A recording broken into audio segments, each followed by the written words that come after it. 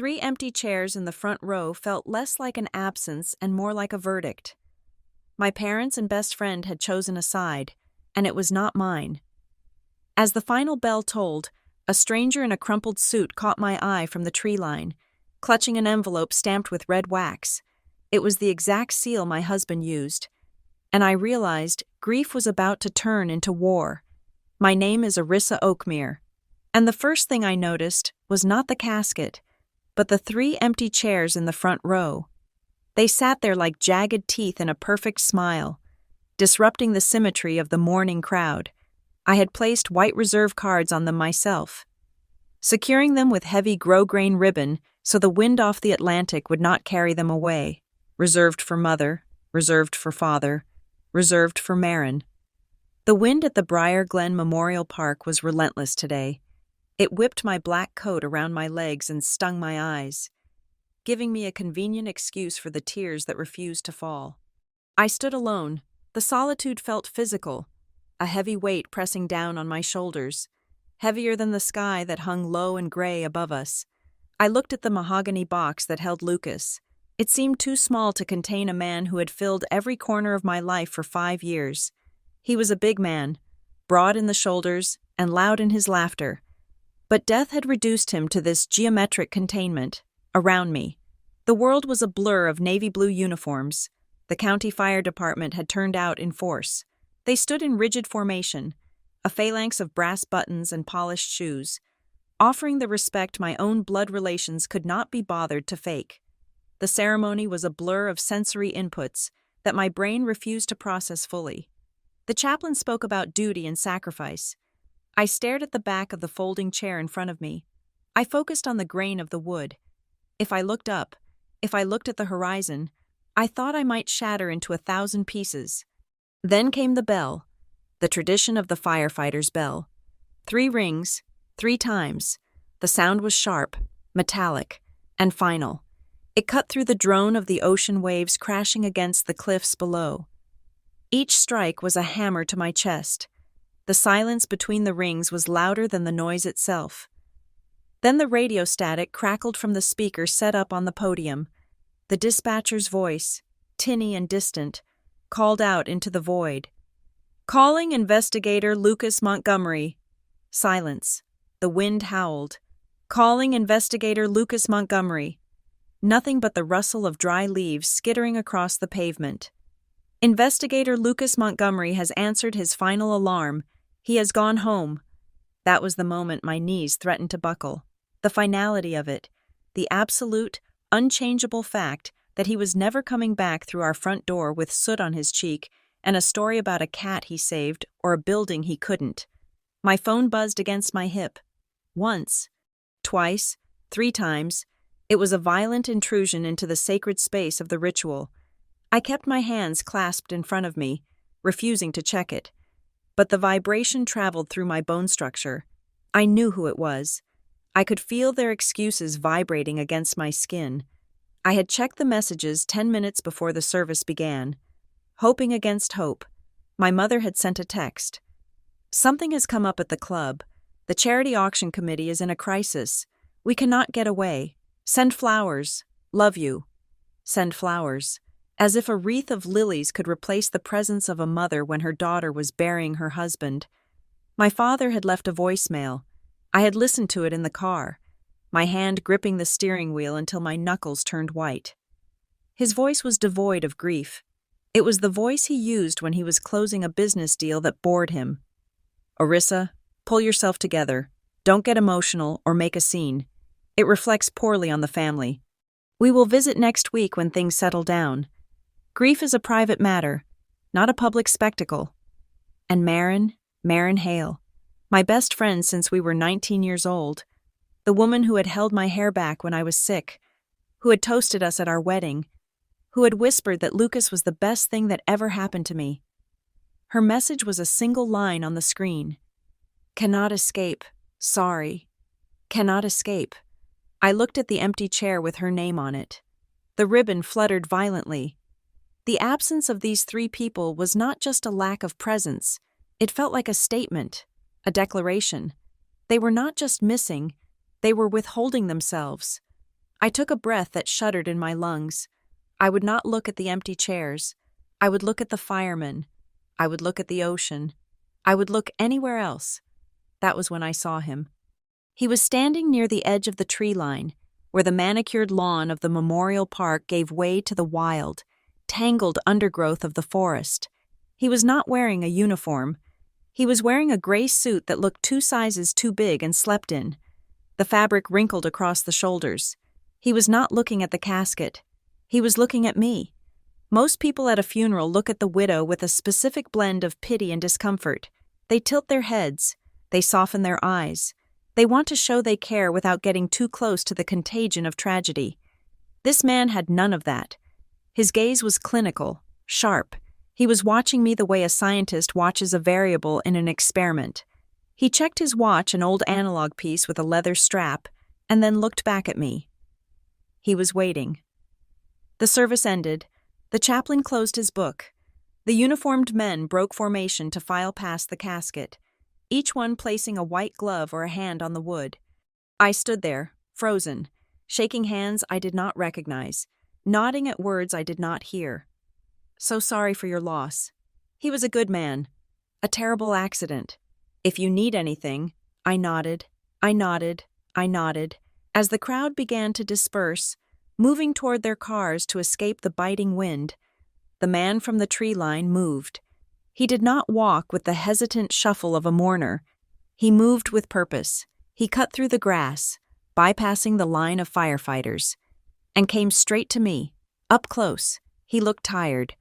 There were deep bags under his eyes, and the smell of stale tobacco clung to his coat. He did not offer his hand. He did not say he was sorry. He reached into the inner pocket of his jacket and pulled out a thick, cream-colored envelope. "Orissa Oakmere," he said. It was not a question. "Yes," I said. My voice sounded rusty, like a gate that had not been opened in years. He pressed the envelope into my hands. His fingers were cold and rough. "Lucas told me to give this to you," he said. His voice was low, a rumble that barely carried over the wind. He said to wait until the service was over, until the crowd thinned out. I looked down at the envelope. It was heavy, expensive paper, but it was the seal on the back that made my heart stop beating for a second. Red wax. Lucas loved old things. He loved fountain pens and vinyl records and manual typewriters. He had a wax seal kit he used for his personal journals or special letters. It was a stamp of a phoenix rising from the ash. "Who are you?" I asked, my grip tightening on the paper. The man stepped back. He looked over my shoulder, scanning the parking lot, scanning the horizon. "It does not matter who I am. Read it alone. Do not show it to the police. Not yet." Before I could ask another question, he turned and walked away. He did not look back. He melted into the stream of departing mourners and vanished toward the lower exit of the park. I stood there, the envelope burning a hole in my palm. The red wax felt smooth under my thumb. Read it alone. I looked around. The crowd was thinning rapidly. The hearse was preparing to transport Lucas to the crematorium. I needed to leave. I needed to breathe. I turned toward the main parking lot.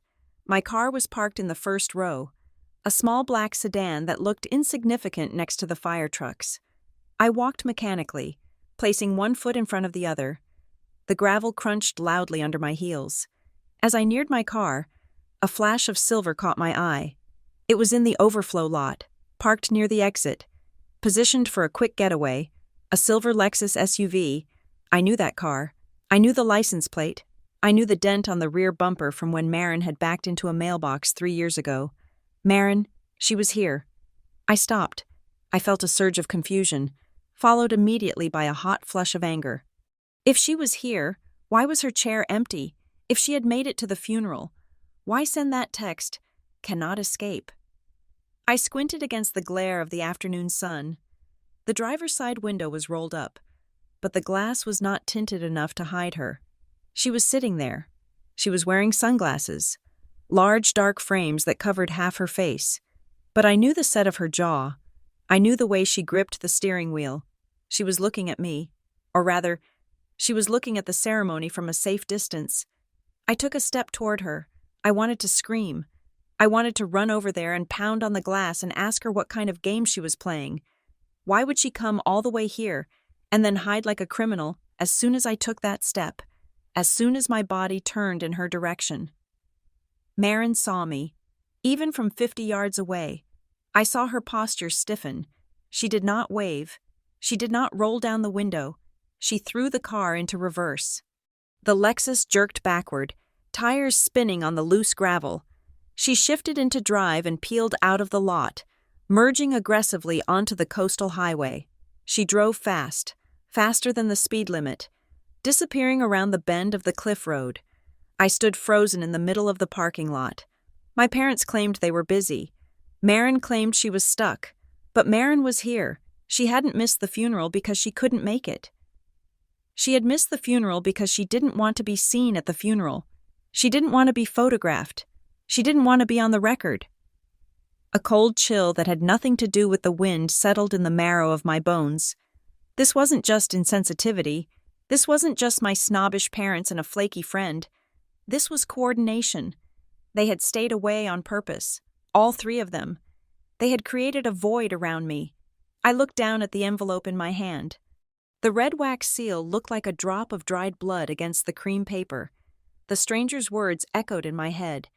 Do not show it to the police. I reached my car and got inside. I locked the doors. The sound of the locks clicking into place felt loud in the sudden silence of the cabin.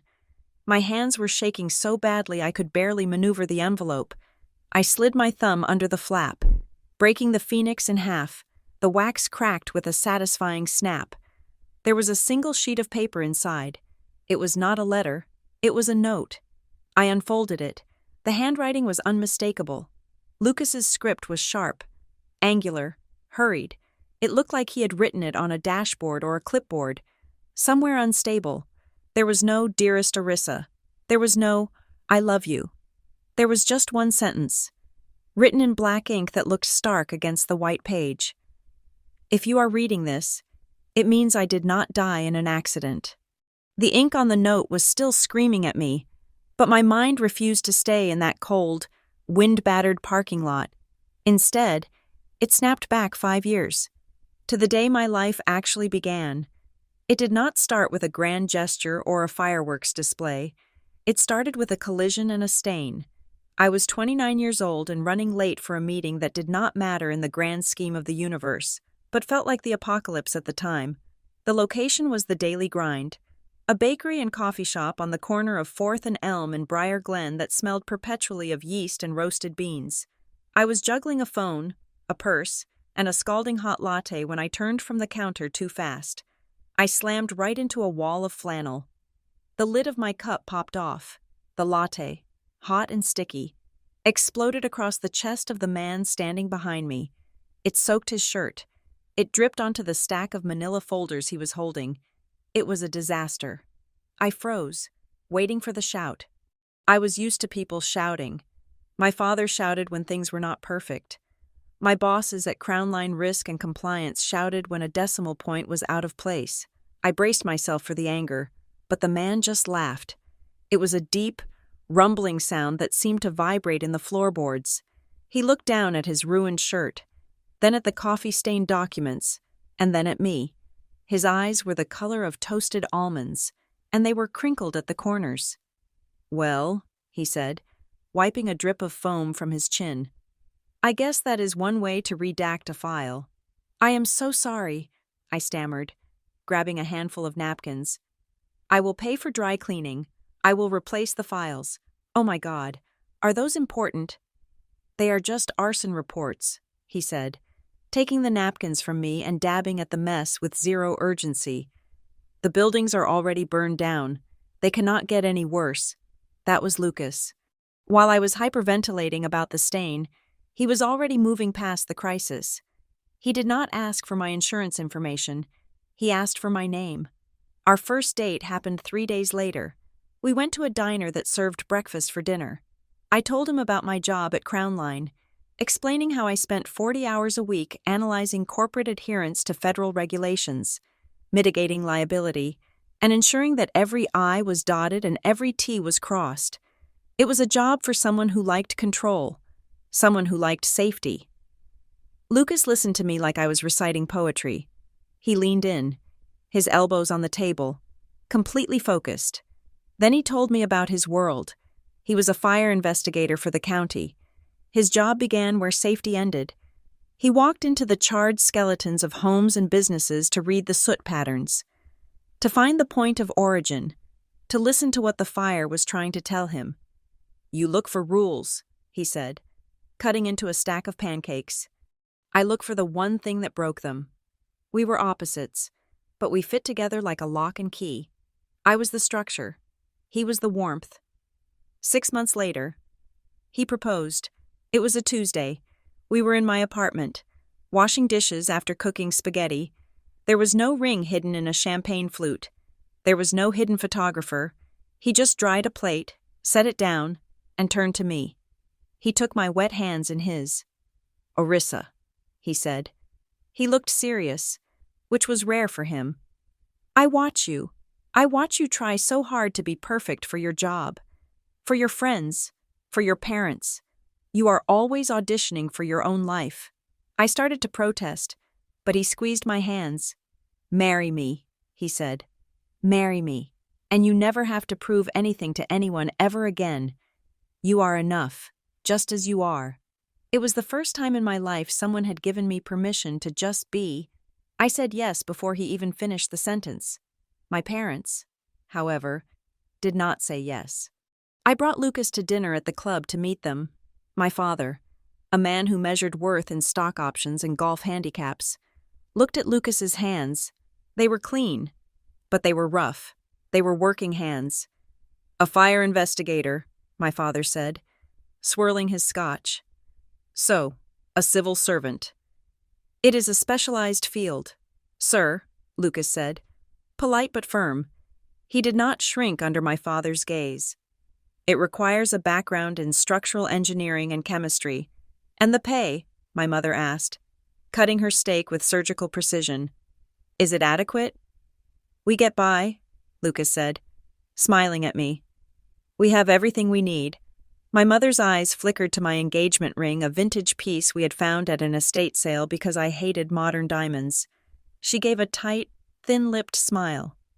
"Of course, as long as you are happy living simply." They never warmed up. To them, Lucas was a deviation from the plan. I was supposed to marry a lawyer or a banker, someone who could help merge portfolios, not someone who came home smelling of smoke. Marin was different, or so I thought. We had been friends since our sophomore year of college.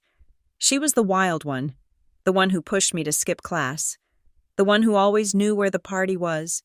When I told her I was marrying Lucas, she threw her arms around me. "Finally," she squealed, "you need someone to loosen you up." But the digs started early. They were small, sharp little comments wrapped in laughter.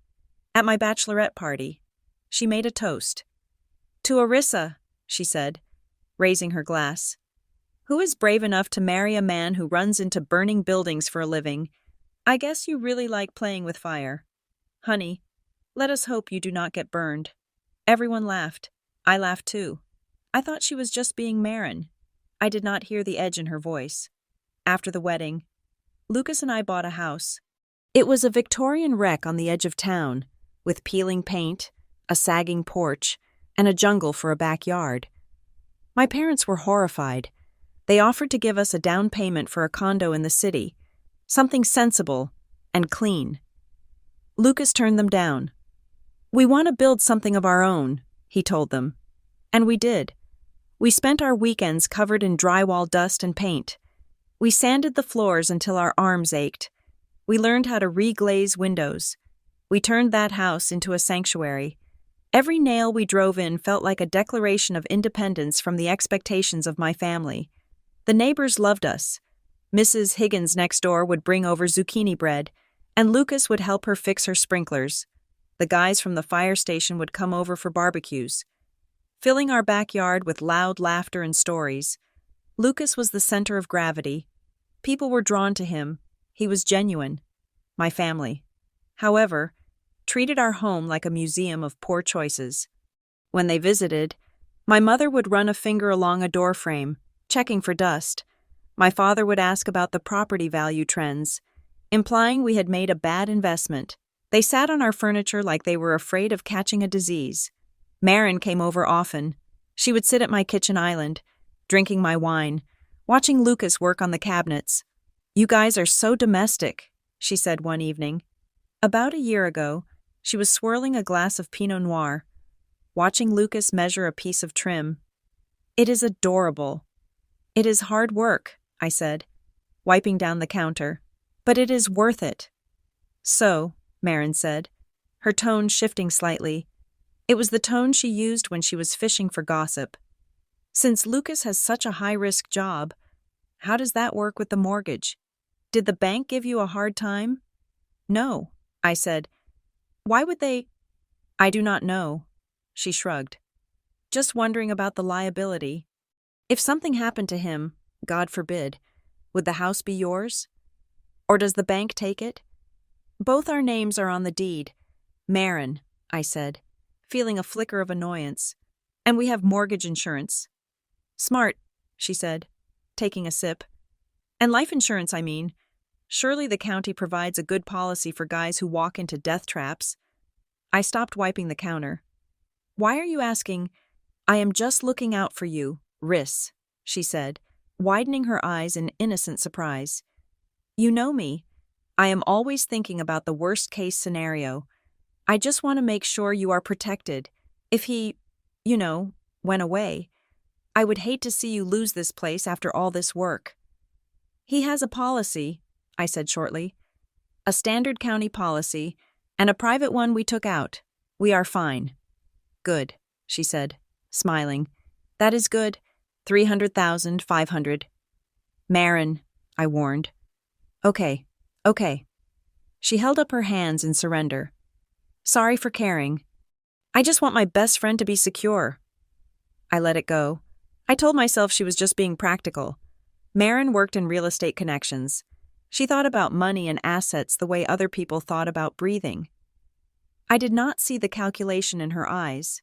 I did not see her cataloging the information, filing it away for future use. I looked at Lucas across the room. He was focused on the wood, his brow furrowed in concentration. He looked up, caught my eye, and winked. "What are you two whispering about?" he asked. "Just boring financial stuff," Marin said quickly. "Orissa is boring me with compliance talk." "She is good at it," Lucas said, grinning. "She keeps us safe." I smiled back at him, my heart swelling with that comfortable, worn-in love that feels like a warm blanket. I trusted him with my life, and because I trusted him, and because I loved him, I trusted the people around us. I trusted that my parents, despite their snobbery, loved me. I trusted that Marin, despite her sharp tongue, had my back. I was so busy building our walls and sanding our floors that I never looked at the foundation. I never noticed the termites eating away at the support beams. The memory faded, dissolving back into the gray reality of the memorial park. The man's voice from the video Lucas had mentioned was not playing yet, but the note in my hand was screaming the truth I had ignored for 5 years. If you are reading this, it means I did not die in an accident. I looked at the empty spot where Marin's car had been. I thought about her questions. How much is the policy? Is your name on the deed? I thought about my parents asking about compensation before Lucas's body was even cold. I sat in my car, the engine cold, the heater off. The warmth of that kitchen memory turned to ice in my veins. They had not just been rude. They had not just been snobs. They had been waiting. Lucas had seen it. He had seen the way they looked at him, not just with disdain, but with appraisal. He had sensed the shark circling long before I saw the fins in the water, and he had loved me enough not to burden me with it until he had no other choice. I put the car in gear. My hands were steady now. The shaking had stopped. The sadness was still there, a deep, aching hollow in my chest, but something else was filling the space beside it, a cold, hard resolve. I was not just the compliance officer anymore. I was not just the woman who tried to please everyone. I was the wife of a fire investigator. I knew how to look for the point of origin. I knew how to find the spark that started the burn, and I was going to burn them all down. The weeks leading up to the fire were not filled with arguments or slamming doors. They were filled with a static silence, the kind that hums in your ears right before a thunderstorm breaks. It was a silence made of secrets, and for the first time in our marriage, Lucas was the one keeping them. It started with the warehouse case. Lucas had been assigned to investigate a blaze at an abandoned textile storage facility on the south side of Briar Glen. Usually, he would come home, toss his boots by the door, and tell me the technical details over dinner, how the burn pattern indicated an accelerant, or how an electrical short was the culprit. He loved the puzzle of it, but this time, he came home and went straight to the shower. He scrubbed his skin until it was red, as if trying to wash off more than just the smell of smoke. "It does not add up, Riss," he said one evening. He was standing at the kitchen island, staring at a topographic map of the district. The fire burned too hot for an old timber structure, and the sprinkler system, it was dry. The maintenance logs say it was serviced 2 weeks ago, but when I checked the valves, they were rusted shut. Someone forged the inspection report. "Who would do that?" I asked, putting a plate of pasta in front of him. "The building sits on 4 acres of prime waterfront land," he murmured. Tracing a line on the map, "There is a development firm, Obsidian Capital. They have been trying to rezone that block for luxury condos for 2 years. The city council kept voting no because of the historical status of the warehouse, but a fire makes the building structurally unsound. It forces a demolition order, and suddenly, you have a vacant lot ready for concrete." He looked up at me, and the exhaustion in his eyes scared me. "They are pushing hard. Orissa, I found traces of a chemical compound that should not be there, magnesium shavings. It burns white hot. It destroys evidence." That was the first crack in the glass. The second was the laptop. Lucas and I had never had passwords. We knew the passcodes to each other's phones.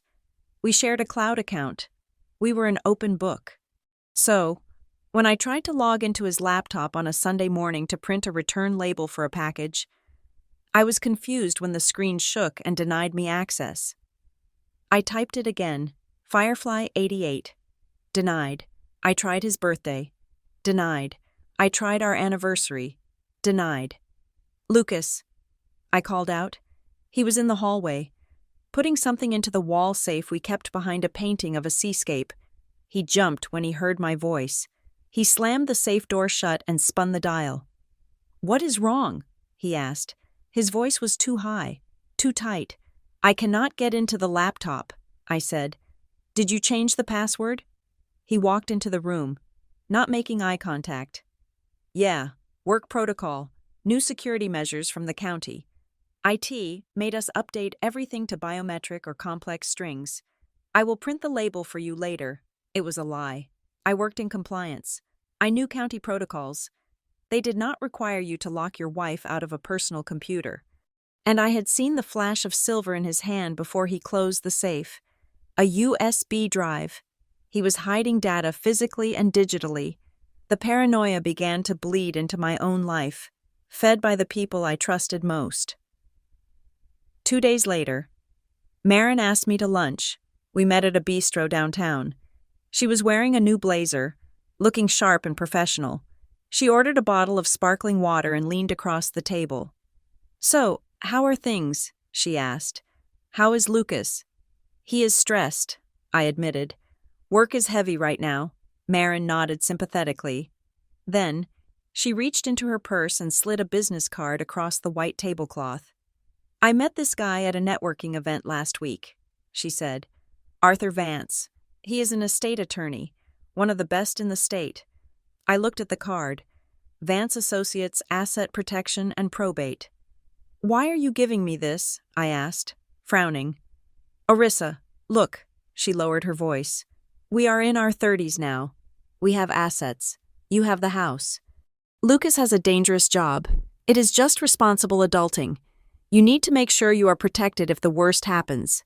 Just have a chat with him. Set up a trust. Shield the house from liability. Is there something you know that I do not? I asked, feeling a cold prickle on the back of my neck. Why is everyone acting like Lucas is already in the ground? Do not be dramatic, she chided, tapping her manicured nail on the card. I am just looking out for my best friend. If something happens, you do not want to be drowning in probate court while you are grieving. I put the card in my pocket, mostly to make her stop talking about it, but the unease settled in my stomach like a stone. That night, my phone rang. It was my mother.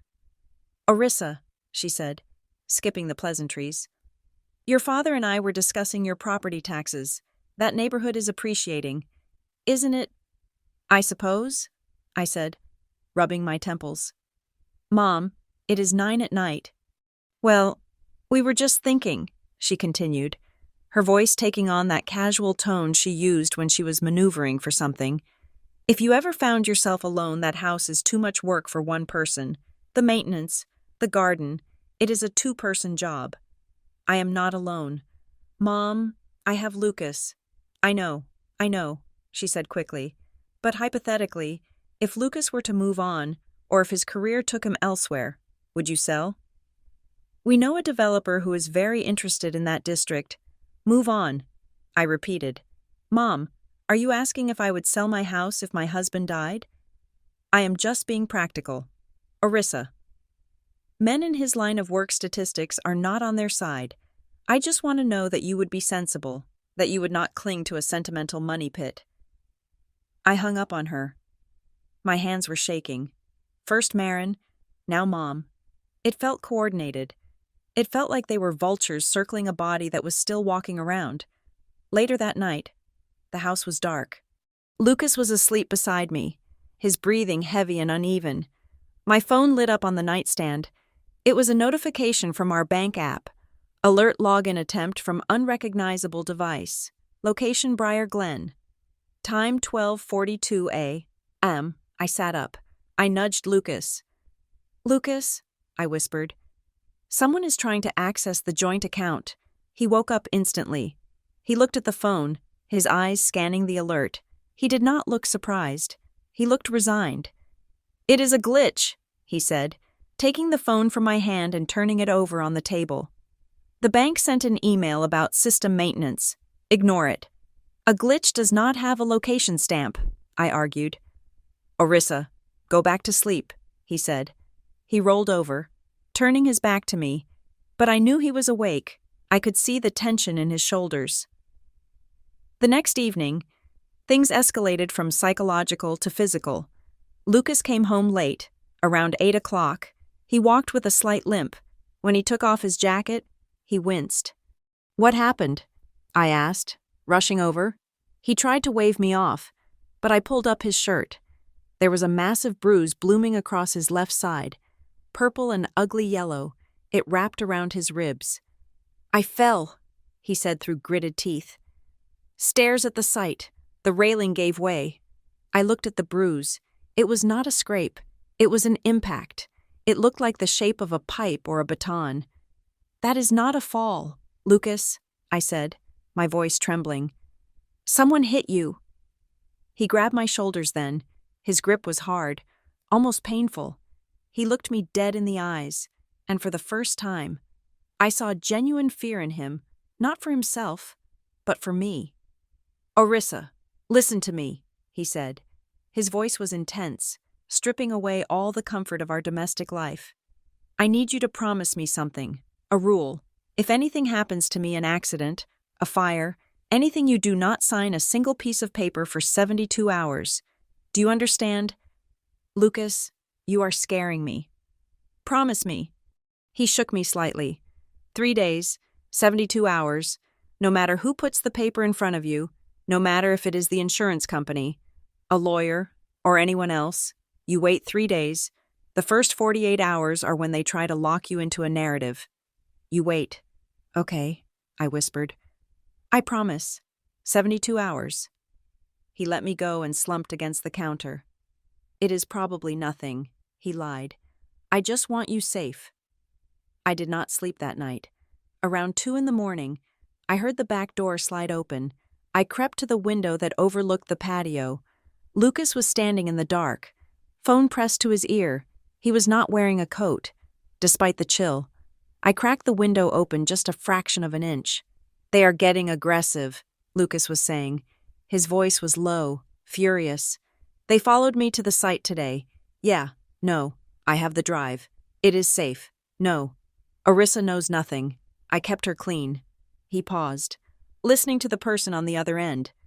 "If they push it to that level," Lucas said, looking out into the blackness of the yard, "then you activate Plan B, immediately, if I go down. The whole thing goes public. That is my insurance." He hung up. I pulled back from the window, my heart hammering against my ribs like a trapped bird. Plan B. Keep her clean. They followed me. My husband was not investigating a fire anymore. He was in a war. 2 days later, the final piece of the puzzle clicked into place, and it shattered my heart before the fire ever touched us. I had left work early to pick up a prescription for my migraines stress-induced. Obviously, the pharmacy was next to the Oak Haven, an upscale steakhouse that my parents loved and I couldn't afford. As I walked past the restaurant, I glanced through the floor-to-ceiling windows. The interior was dim, lit by warm amber sconces, but the afternoon sun hit the glass in a way that illuminated the corner booth. I stopped. Marin was sitting there. She was laughing.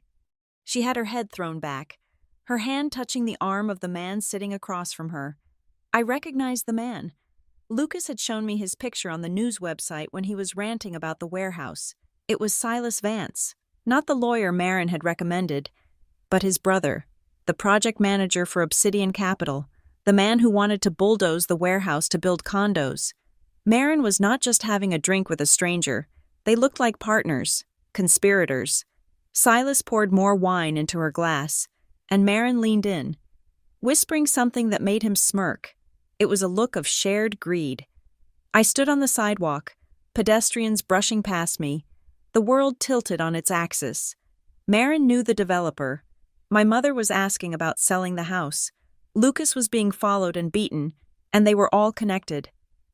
I backed away from the window, terrified that she might turn her head and see me. I ran back to my car, fumbling for my keys. I needed to tell Lucas.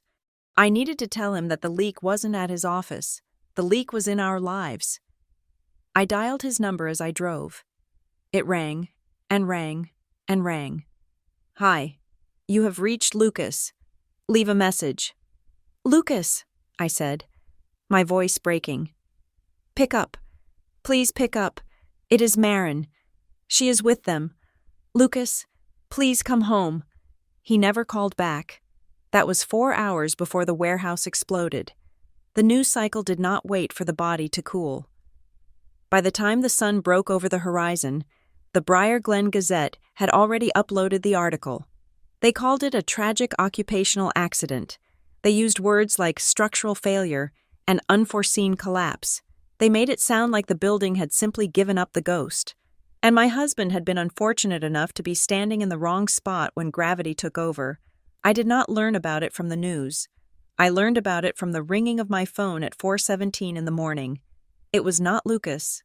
It was the chief of the department.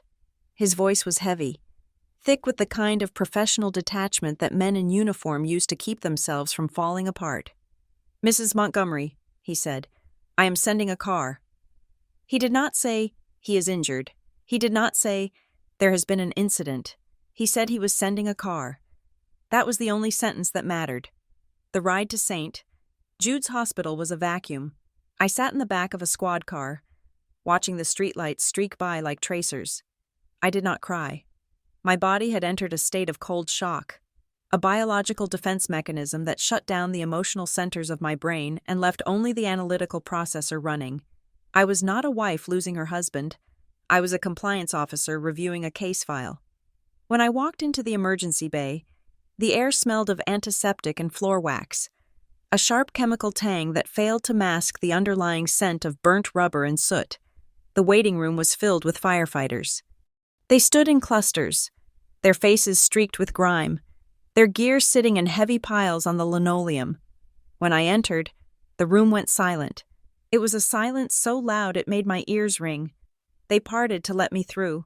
I saw the chief standing by the double doors leading to the trauma rooms. He looked old. He looked like he had aged 10 years in 10 hours. "Orissa," he said softly. He did not suffer. The smoke, it was carbon monoxide. He was gone before the collapse. "I want to see him," I said. My voice was flat. "Orissa, I do not think... I want to see him." They led me into a small room, a viewing room. Lucas was lying on a gurney, covered to his chin with a white sheet. His face was clean. Someone had wiped the soot away, leaving his skin pale and waxen. He did not look like he was sleeping. He looked like he had been erased. But it was not his face that stopped me. It was his belongings. They had placed his personal effects on a metal tray table beside the bed. His wedding ring, his watch, his wallet, and on the floor, beneath the table, were his boots. I stared at them. They were placed side by side, perfectly parallel, the laces tucked in. Lucas never took his boots off like that. When he came home, he kicked them off. One would end up by the door, the other halfway down the hall. When he was gearing down at a scene, he was fast, messy. These boots looked like they had been placed by a window dresser. They were staged. I felt a presence at my elbow. It was a young officer, a rookie named Miller who Lucas had mentored. He was trembling slightly. He looked at the other officers standing guard by the door, then leaned in close to me. He pretended to be adjusting the sheet, but his voice was a thread of sound right next to my ear. "It is not right," he whispered. "The way we found him, he was in the sub-basement. He never goes into the sub-basement without a backup line, and his radio was turned off. Lucas never turns off his radio." "Officer Miller," the chief barked from the doorway. "Give her some space." Miller jerked back, his eyes wide and terrified. "Sorry, Chief, just paying respects." He hurried out, but he had planted the seed. The boots, the radio, the sub-basement. I stood there for 20 minutes.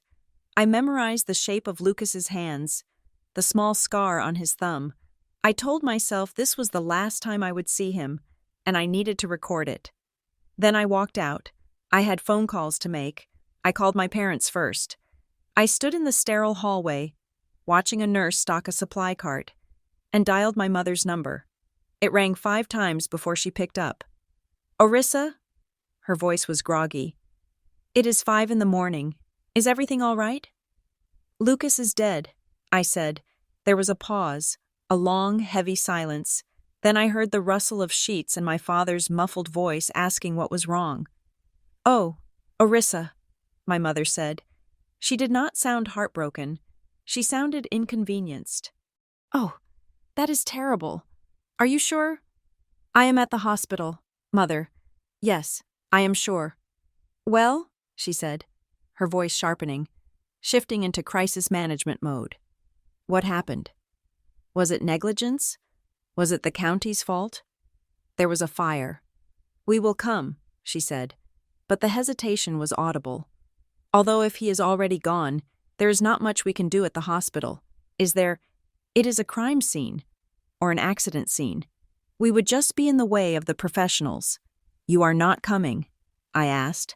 I looked at the payphone on the wall, reading the graffiti scratched into the metal. "We will come to the house later," she said firmly. "Listen to me.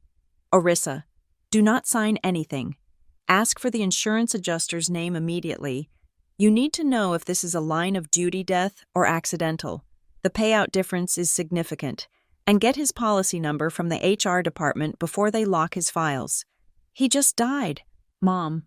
And the world keeps turning, Orissa. You need to be pragmatic. Crying will not pay the mortgage. We will call you in a few hours." The line went dead. I stared at the phone. My husband was lying 10 feet away, cold on a table, and my mother was calculating the payout difference. Marin arrived 40 minutes later.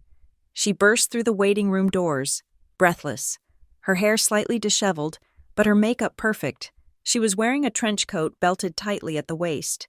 She saw me sitting on a plastic chair in the corner and rushed over. "Riss!" she gasped. She pulled me into a hug. Her embrace was tight. suffocating. She smelled of coffee and her signature expensive floral perfume, but as she squeezed me, as she made the appropriate sobbing noises against my shoulder, I felt her head turn. I kept my eyes open. I looked over her shoulder. Marin was not looking at the room. She was looking at the plastic bag I was clutching in my lap. The bag labeled, Patient Property Montgomery, L. She pulled back, her hands gripping my arms. Her eyes were wet, but they were scanning my face with an intensity that felt nothing like comfort. "I cannot believe it," she said. "I just saw him. I just spoke to you about him the other day. What happened?" "Did they say what happened?" "Structural collapse," I said. "Carbon monoxide." "God," she shuddered. "Did he have anything with him? Did he say anything before?" "He was dead when they found him." "Marin." Right, of course." She glanced at the bag again. "Do you want me to hold that for you? It looks heavy. I can take his things to your car. You look like you're about to faint."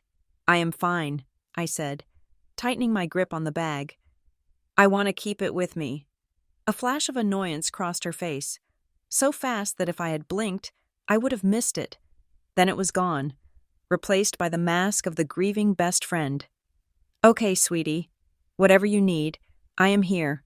She sat down next to me, but she did not hold my hand. She pulled out her phone and started typing rapidly beneath the table. 10 minutes later, a woman in a gray suit approached us. She introduced herself as a family liaison from the county, but she did not look like a social worker. She looked like a lawyer. "Mrs. Montgomery," she said, her voice smooth and practiced. "I am so incredibly sorry for your loss. The county wants to make this process as easy as possible for you. We have prepared the preliminary paperwork to release the body to the funeral home and to initiate the immediate death benefit transfer." She handed me a clipboard. It was a thick stack of papers. "We just need a few signatures," she said, uncapping a pen and holding it out to me. "This one is for the release. This one is a waiver of liability for the hospital standard procedure. And this one," she pointed to a dense document full of legal jargon, "is an authorization for the county to handle the investigation exclusively, ensuring you do not have to deal with outside inquiries. It also expedites the insurance check. We can have $20,000 in your account by tomorrow morning." $20,000. The price of silence. I looked at the pen. It was a nice pen. Heavy. Expensive. Marin leaned in. "Riss, you should sign it. You do not want this dragging on. Let them handle the investigation. You need the money for the funeral." "It is standard," the woman said, smiling a smile that did not reach her eyes. "It protects you." I reached for the pen. My fingers brushed the cold metal. "Do not sign a single piece of paper for 72 hours. Lucas's voice was so clear in my head, it drowned out the hum of the vending machine in the hallway. 72 hours, no matter who. I looked at the woman. I looked at Marin, who was nodding encouragingly. I pulled my hand back. "No," I said. The woman's smile faltered. "I beg your pardon?" I said no. I repeated. My voice sounded strange to my own ears, robotic and cold. "I am not signing anything today." "Orissa," Marin hissed. "Don't be difficult. They are trying to help you." "I am tired," I said. Standing up, I clutched the bag of Lucas's things to my chest. "I am taking my husband's belongings, and I am going home. I will review the paperwork later. Mrs. Montgomery." The woman stepped in front of me, blocking my path. Her tone lost its warmth. "The county requires these forms to process the scene. If you do not sign the exclusivity waiver, we cannot guarantee the integrity of the investigation. It could delay your benefits for months." "Then let it be delayed," I said. "I am sure the county can handle the integrity of a crime scene without my signature." I saw the woman's eyes narrow. I had used the words crime scene instead of accident scene. It was a slip, or maybe it was a challenge. "I am taking these," I said, grabbing the clipboard from her hands before she could react. "I will have my lawyer review them. I did not have a lawyer, but they did not know that. I walked out of the hospital into the blinding morning sun. Marin trotted after me, calling my name, but I did not stop. I got into my car, locked the doors, and drove away, leaving her standing on the curb with the family liaison. The house was silent when I got home. It was a terrifying silence. The coffee mug Lucas had left on the counter yesterday morning was still there, a ring of dried brown liquid at the bottom. His towel was still damp on the rack in the bathroom. I walked through the rooms like a ghost haunting my own life. I checked the windows. I checked the locks. Around 11 o'clock that night, I was sitting on the floor of the living room, staring at the wall. The lights were off. I could not bear to turn them on. My phone buzzed. It was a notification from the doorbell camera. Motion detected at front door. I opened the app. The screen was grainy in the night vision mode. A figure was standing on my porch. They were wearing a hooded sweatshirt and a baseball cap pulled low. They were not ringing the bell. They were just standing there, staring at the door. I watched, my heart hammering against my ribs. The figure reached out, as if to try the handle. Then, the automatic timer on the living room lamp clicked on. The room flooded with light. On the screen, the figure jerked back. They looked up at the camera lens just for a second before turning and sprinting off the porch, disappearing into the darkness of the street. They had been checking to see if I was home, or if I was asleep. I closed the app. My hands were shaking again. I looked down at the plastic bag from the hospital. I poured the contents out onto the rug. The watch, the ring, a pocket knife, a charred piece of his ID badge, and his wallet. The leather of the wallet was scorched on one side, smelling of acrid smoke. I opened it. His driver's license, a credit card, a picture of us from our honeymoon in Charleston. I pulled the picture out. As I did, a small, folded scrap of paper fell out from behind it. It was not burnt. It had been tucked deep inside the hidden pocket where people keep emergency cash. I unfolded it. It was a receipt paper, torn jaggedly. Lucas's handwriting was scrawled on the back, rushed and shaky, as if written in the dark or in a hurry. Marin knows. Do not trust. The air left my lungs. Marin knows. It was not a warning about the future. It was a confirmation of the past. The questions about the insurance, the lunch with the developer, the delay at the funeral. I looked at the front door, double-locked and bolted. I looked at the stack of unsigned papers on the table. I was alone in the house. But I was not just a widow anymore. I was a target. And the person who was supposed to be my anchor was the one who had helped cut the rope. The planning of a funeral is a grotesque administrative task. It forces you to choose between satin and velvet, mahogany and oak, while your brain is still screaming that the person going into the box should be sitting next to you, choosing what to watch on television. Lucas had always been clear about what he wanted. No circus, he had told me once, after we attended a lavish service for a distant relative. Put me in the ground, say a few true words, and go have a beer. If you buy a flower arrangement that costs more than $50, I will haunt you. I tried to honor that. I kept it simple. But there was one thing I insisted on. One detail that was entirely for me, not him. I placed 3 folding chairs in the front row, right next to the aisle. I tied heavy white cardstock signs to them. Reserved. I wanted them there. I needed them there. Even after the boots in the hospital. Even after the torn receipt in the wallet saying Marin knows. A pathetic, childish part of me still hoped.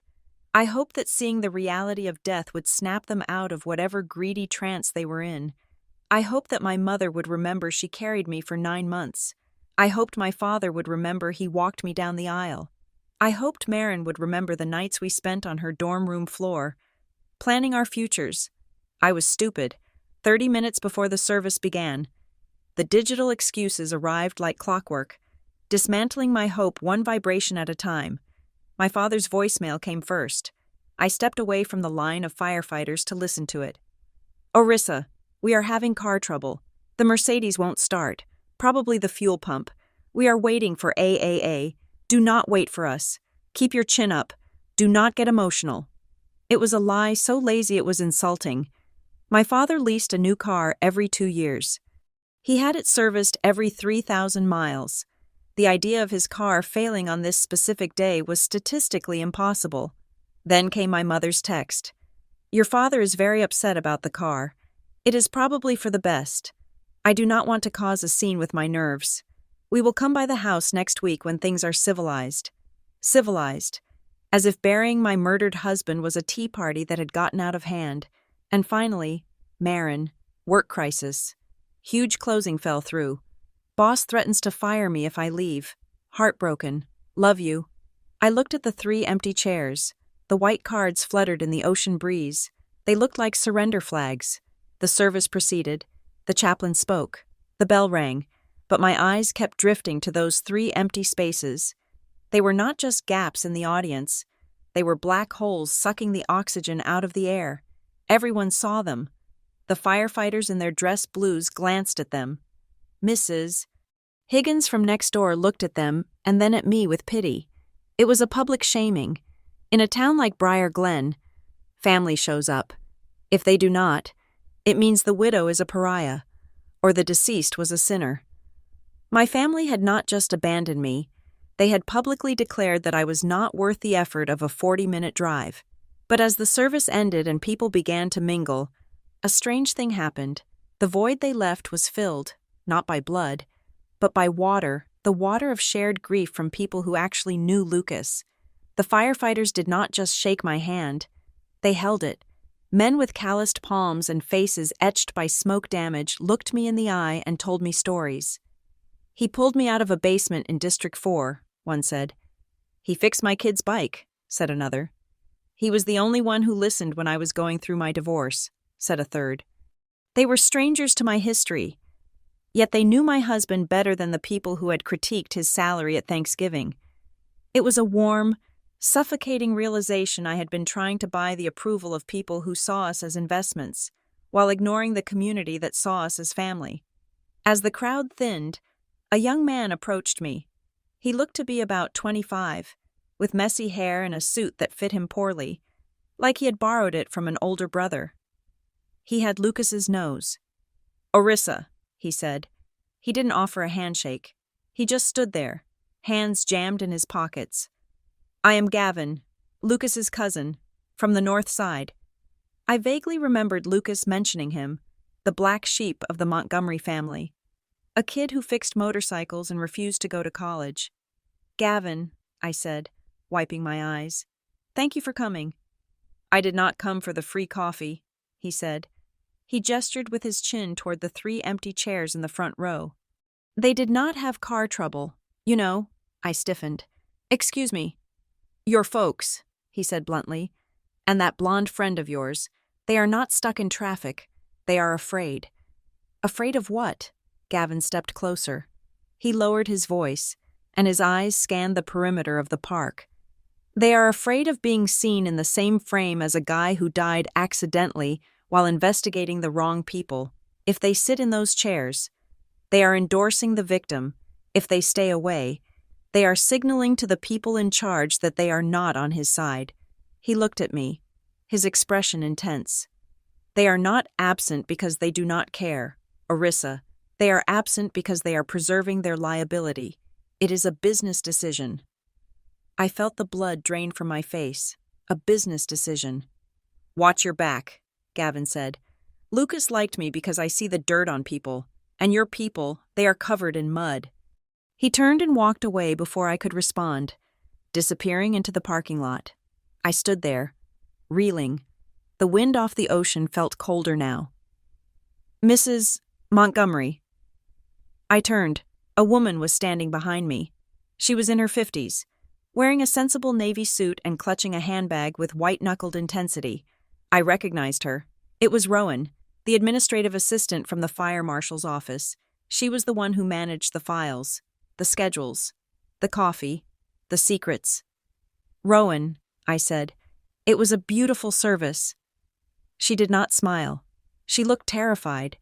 She glanced over her shoulder at the lingering firefighters, then stepped into my personal space.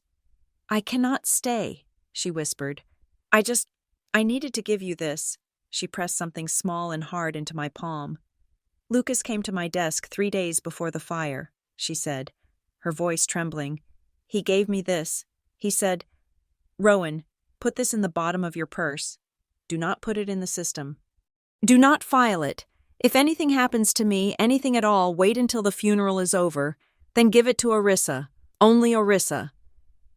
I looked down. It was a black SD memory card, the kind used in cameras or digital recorders. He said you would know what to do, Rowan said. Tears were welling in her eyes. He knew. Mrs. Montgomery. He knew something was coming. Rowan, what is on this? I did not look, she said. I was too scared. But he said it was his insurance policy. She squeezed my hand once, hard, and then hurried away toward her car, walking fast, head down, like she expected to be stopped. I closed my fist around the memory card. The plastic edges dug into my skin. The drive home was a blur. I did not cry. I did not listen to the radio.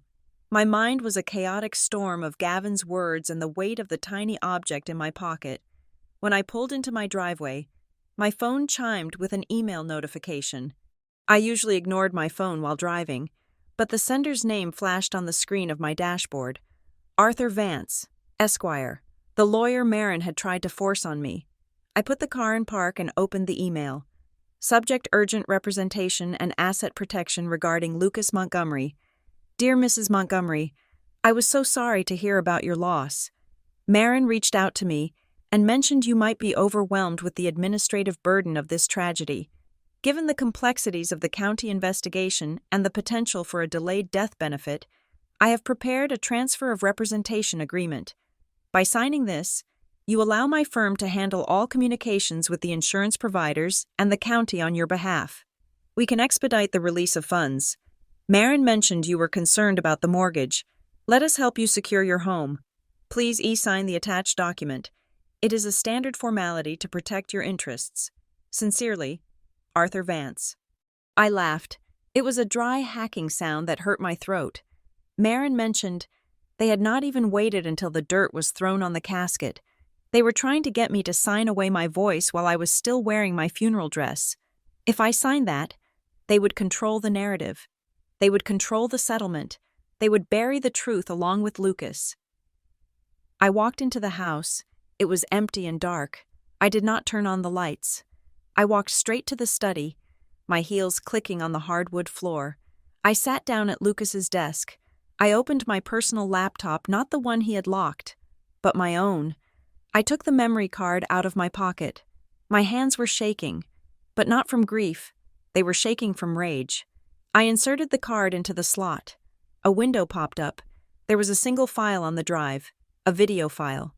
File name, IN_C ASE_OF_EMERGENCY.mp4.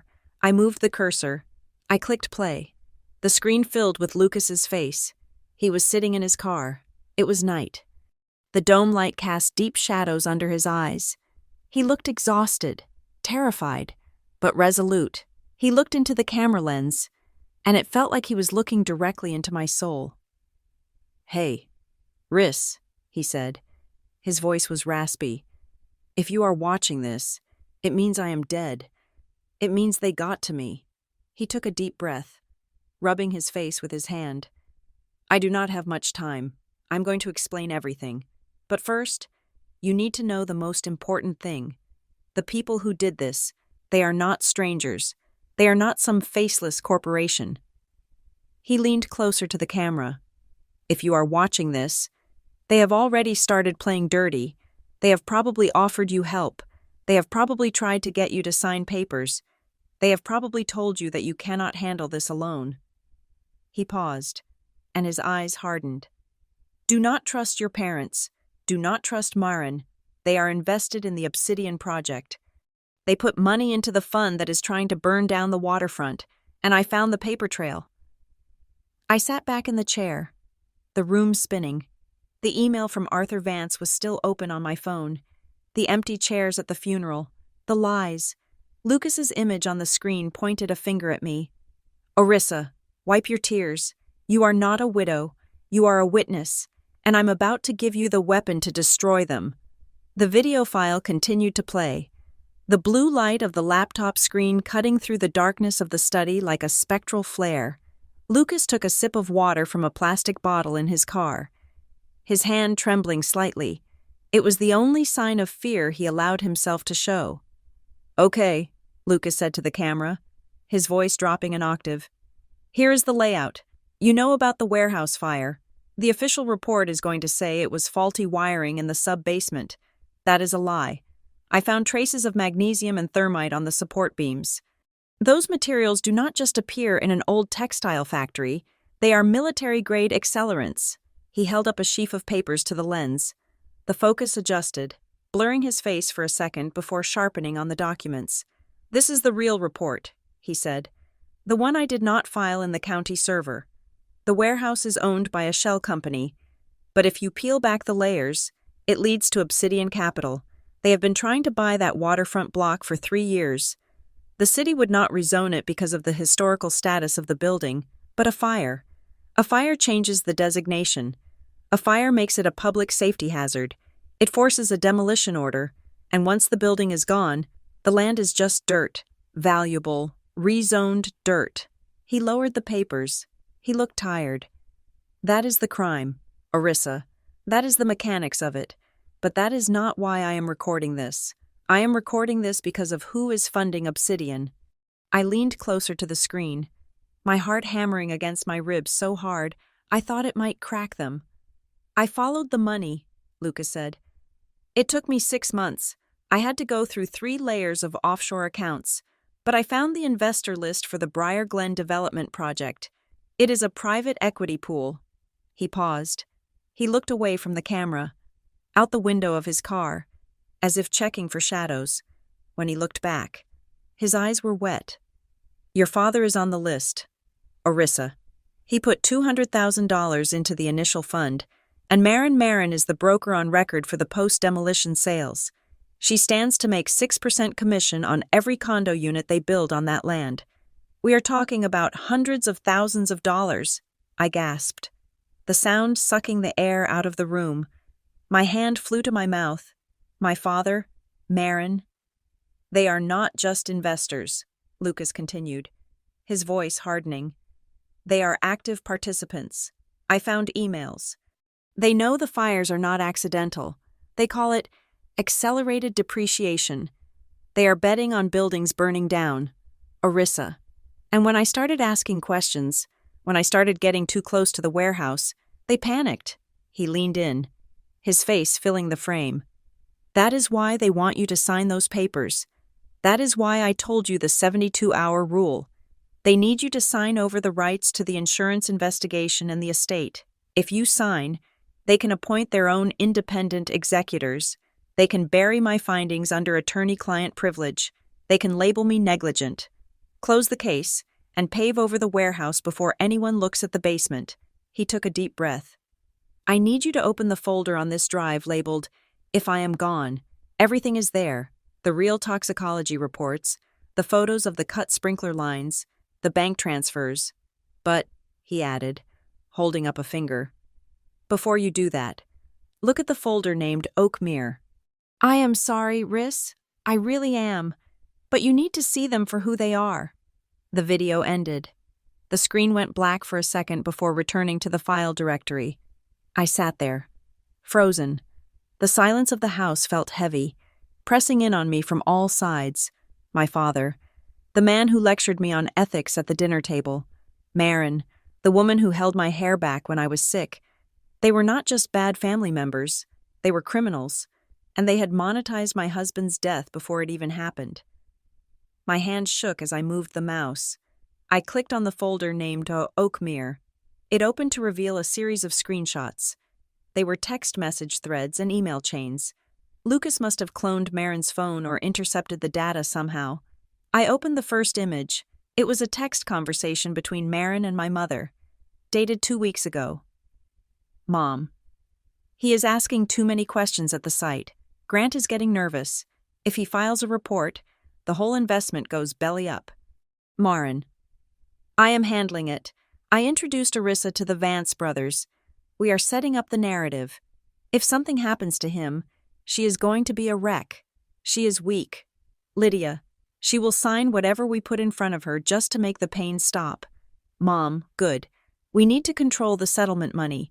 If she gets millions from the county, she might get independent ideas. We need to file for a conservatorship, or at least a power of attorney. Tell her it is to manage her grief. Marin, already on it. I will play the supportive best friend. You play the concerned parents. We will box her in. I read the words again. She is weak. We will box her in. A scream built up in my throat, a primal, jagged thing. But I swallowed it down. It burned like acid. They were discussing me like I was a piece of livestock to be herded. They were discussing the management of my grief while plotting the murder of the man I loved. I closed the image. I could not look at it anymore. I opened the folder named If I Am Gone. It was an arsenal.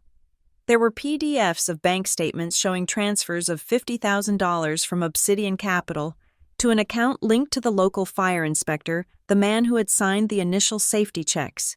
There were audio files of phone calls Lucas had recorded. There were high-resolution photos of the warehouse basement, showing clear-cut marks on the copper pipes of the sprinkler system. Dated 3 days before the fire, and there was a text file named The Switch. I opened it. Arissa. It read, I know you are scared. I know you want to go to the police right now. Do not do it. Not yet. The police chief plays golf with the CEO of Obsidian. If you hand this over now, it will disappear, and you will have an accident too. I have set up a dead man switch. It is a scripted program running on a secure server in Switzerland. Every 7 days. I have to log in and enter a code. If I miss a check-in, the system automatically emails this entire folder to the State Attorney General, the FBI field office in Chicago, and the New York Times.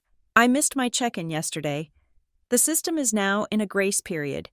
You have exactly 108 hours before it triggers. You are the only one who can stop it or speed it up. The login portal is at this IP address, 192.168.44.12/Phoenix. The password is the date we met. Written as 8 digits.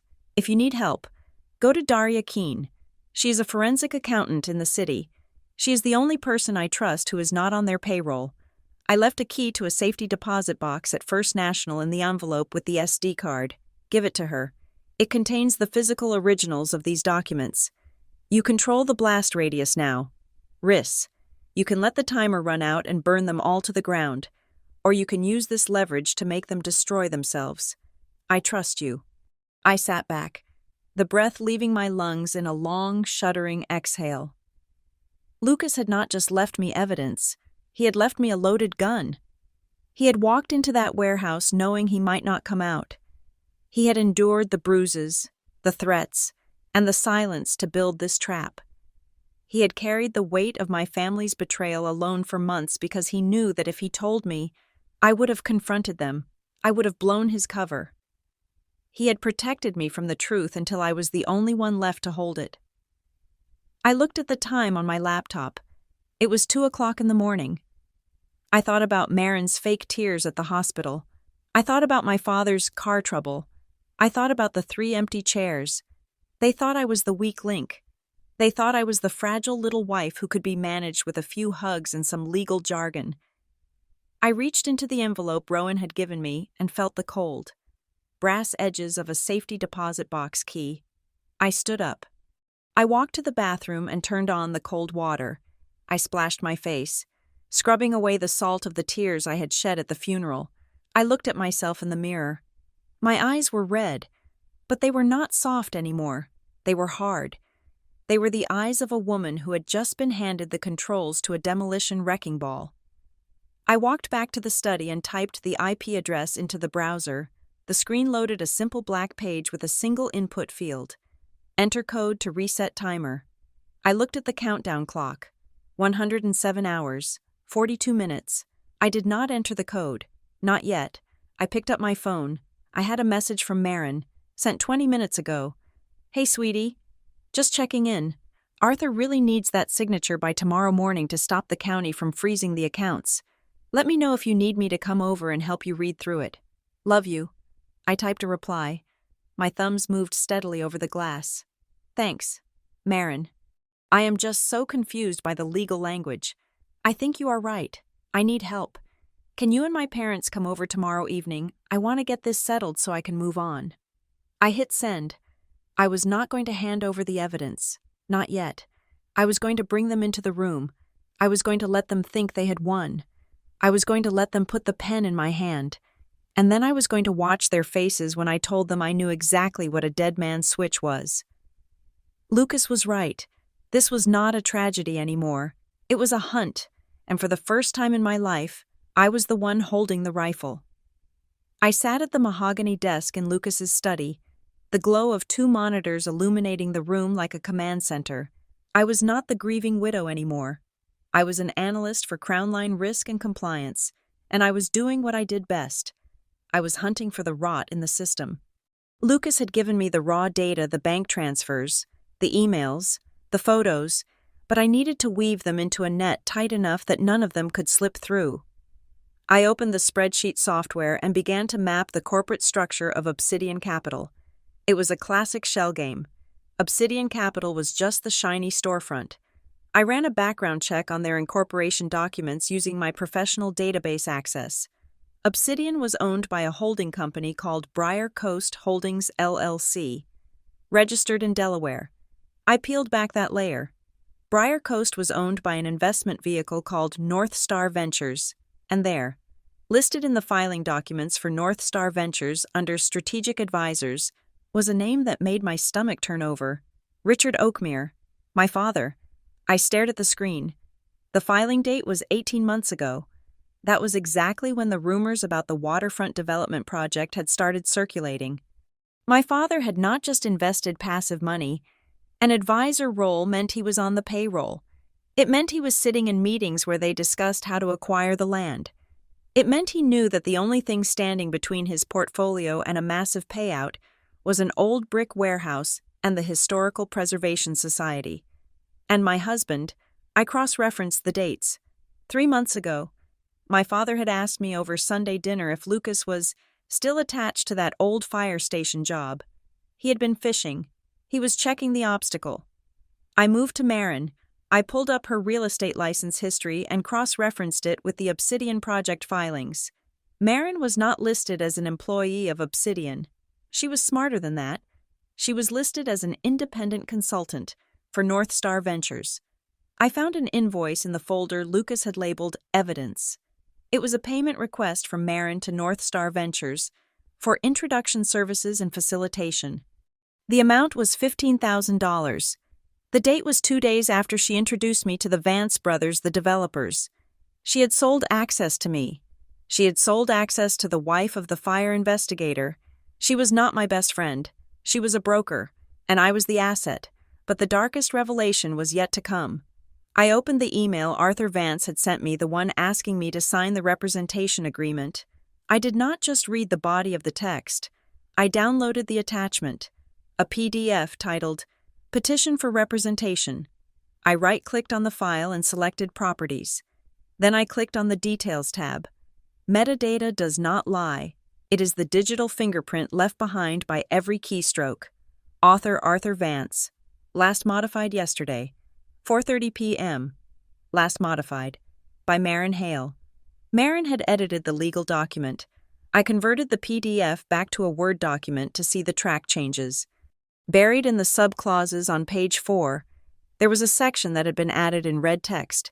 Clause 7, Emergency Guardianship.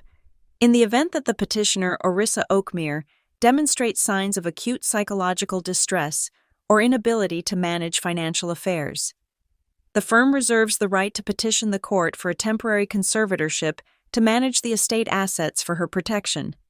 I stopped breathing. They were not just trying to steal the insurance money. They were trying to take away my legal personhood. They were building a case that I was too emotional, too unstable to handle the settlement. If I signed this, and then cried too much in public, or got angry at them, they could go to a judge and say, "Look, she is having a breakdown. We need to take control of the bank accounts for her own good." It was a cage, a gilded, legal cage constructed by my parents and my best friend. I closed the laptop and walked to the window. My reflection stared back at me, pale and ghostly against the night. I checked the timeline again. Lucas had said, "Marin knows." I pulled up the app for the doorbell camera. I did not look at the footage from tonight. I scrolled back to the night Lucas died. The fire started at 11 p.m. The call went out at 11:12 p.m. I scrubbed the timeline to 10:30 p.m. A black sedan drove slowly past our house. The streetlights reflected off its hood. It did not stop. I scrubbed forward. 10:45 p.m. The same black sedan drove past again, going the opposite direction. This time, it slowed to a crawl right in front of our driveway. I zoomed in on the license plate.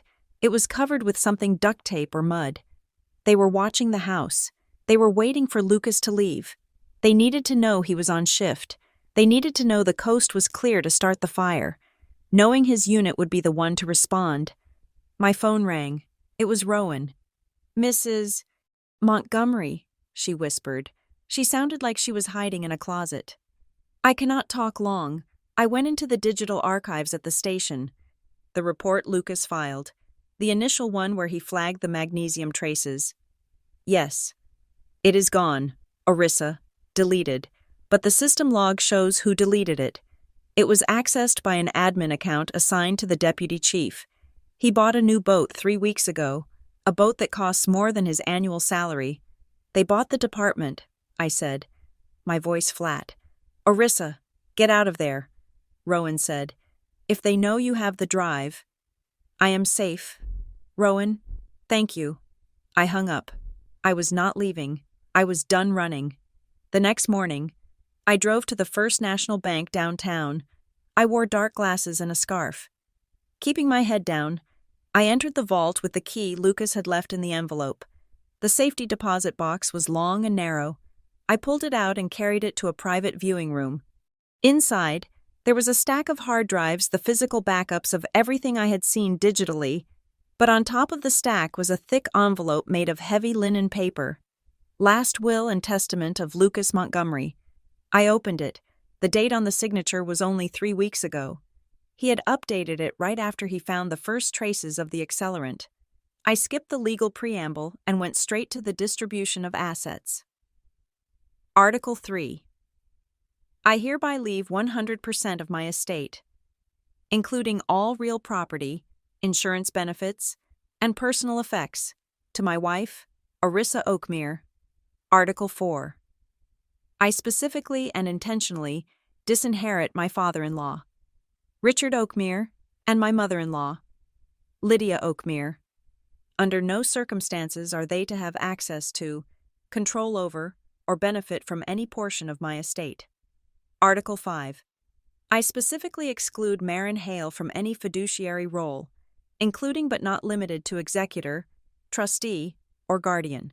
If a conservatorship is ever proposed for my wife, I designate Daria Keene as her sole guardian, to the exclusion of all others. He had known. He had seen the cage they were building, and he had built a shield to stop it. At the bottom of the will, clipped to the final page, was a handwritten note on a yellow sticky pad. "Riss. They will not come to the funeral.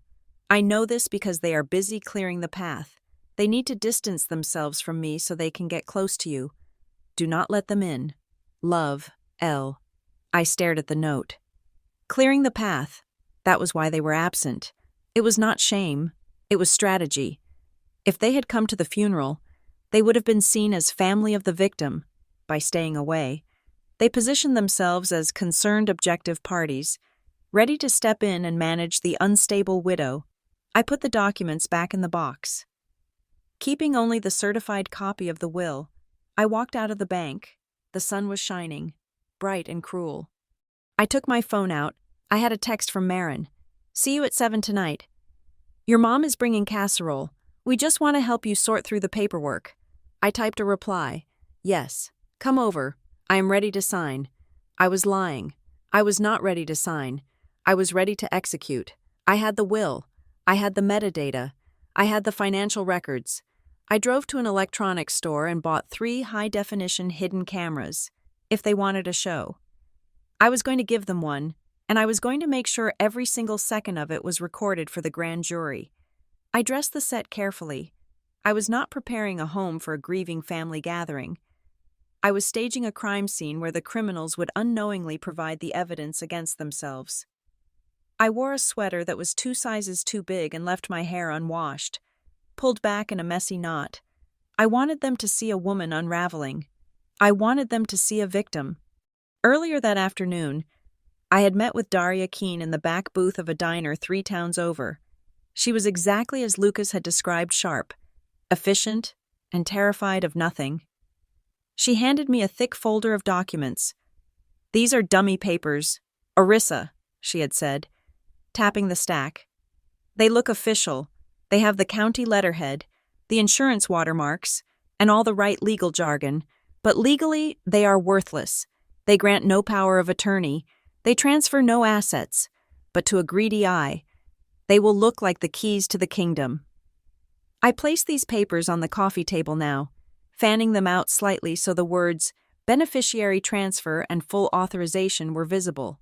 Then came the technology. I did not hide the cameras in flower vases or teddy bears. That was amateur.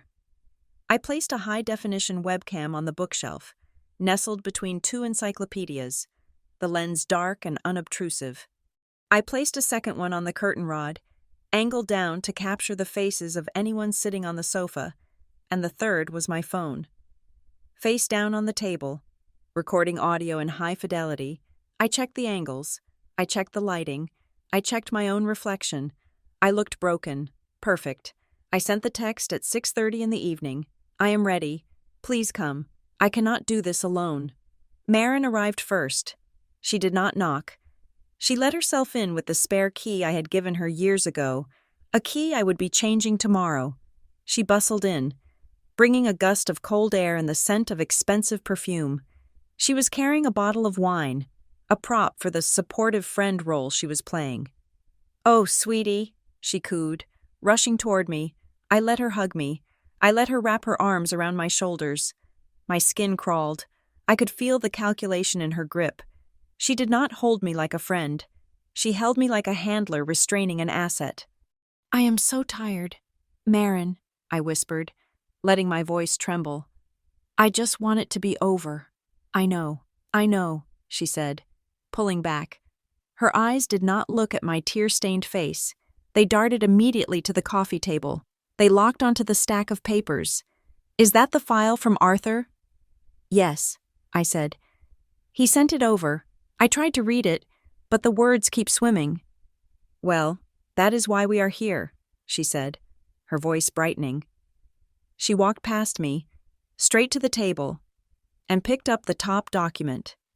"We will help you make sense of it. You do not need to worry about a thing."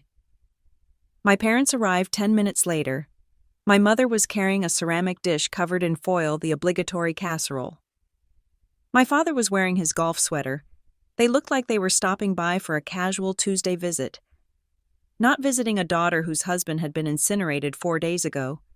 "Orissa," my father said, nodding at me. He did not hug me. He walked into the living room and surveyed the space with a critical eye. "The lawn is looking a bit overgrown. Lucas usually took care of that. Didn't he?" "We will need to hire a service." "Richard, not now," my mother said, placing the casserole on the dining table. She came over and patted my cheek. Her hand was cold. "You look terrible. Darling, have you been sleeping?" "Not really," I said, sinking into the armchair I had positioned facing the cameras. "I keep thinking about the investigation, the fire."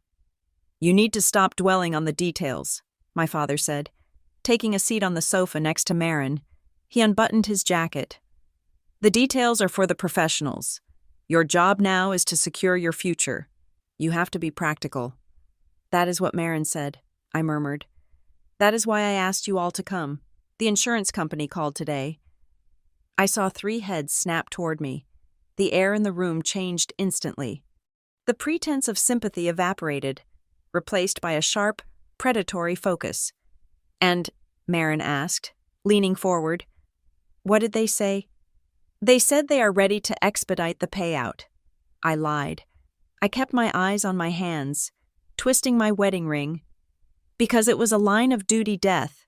The policy pays out triple, plus the county liability settlement. They said if I sign the waiver of investigation and the beneficiary release tonight, they can wire the funds by tomorrow morning. I paused, letting the number hang in the air. It is nearly $2 million. I heard my mother inhale sharply. My father sat up straighter. Maren licked her lips. 2 million, my father repeated. Well, that is substantial.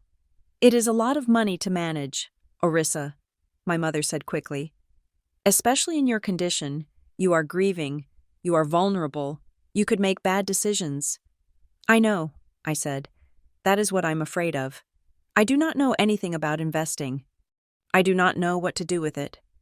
That is why we are here, Maren said, her voice smooth as silk. She picked up a pen from the table and held it out to me. Arthur has set up a trust structure. If you sign this power of attorney, your father and I can move the money into a protected account. We can invest it for you. We can make sure it grows.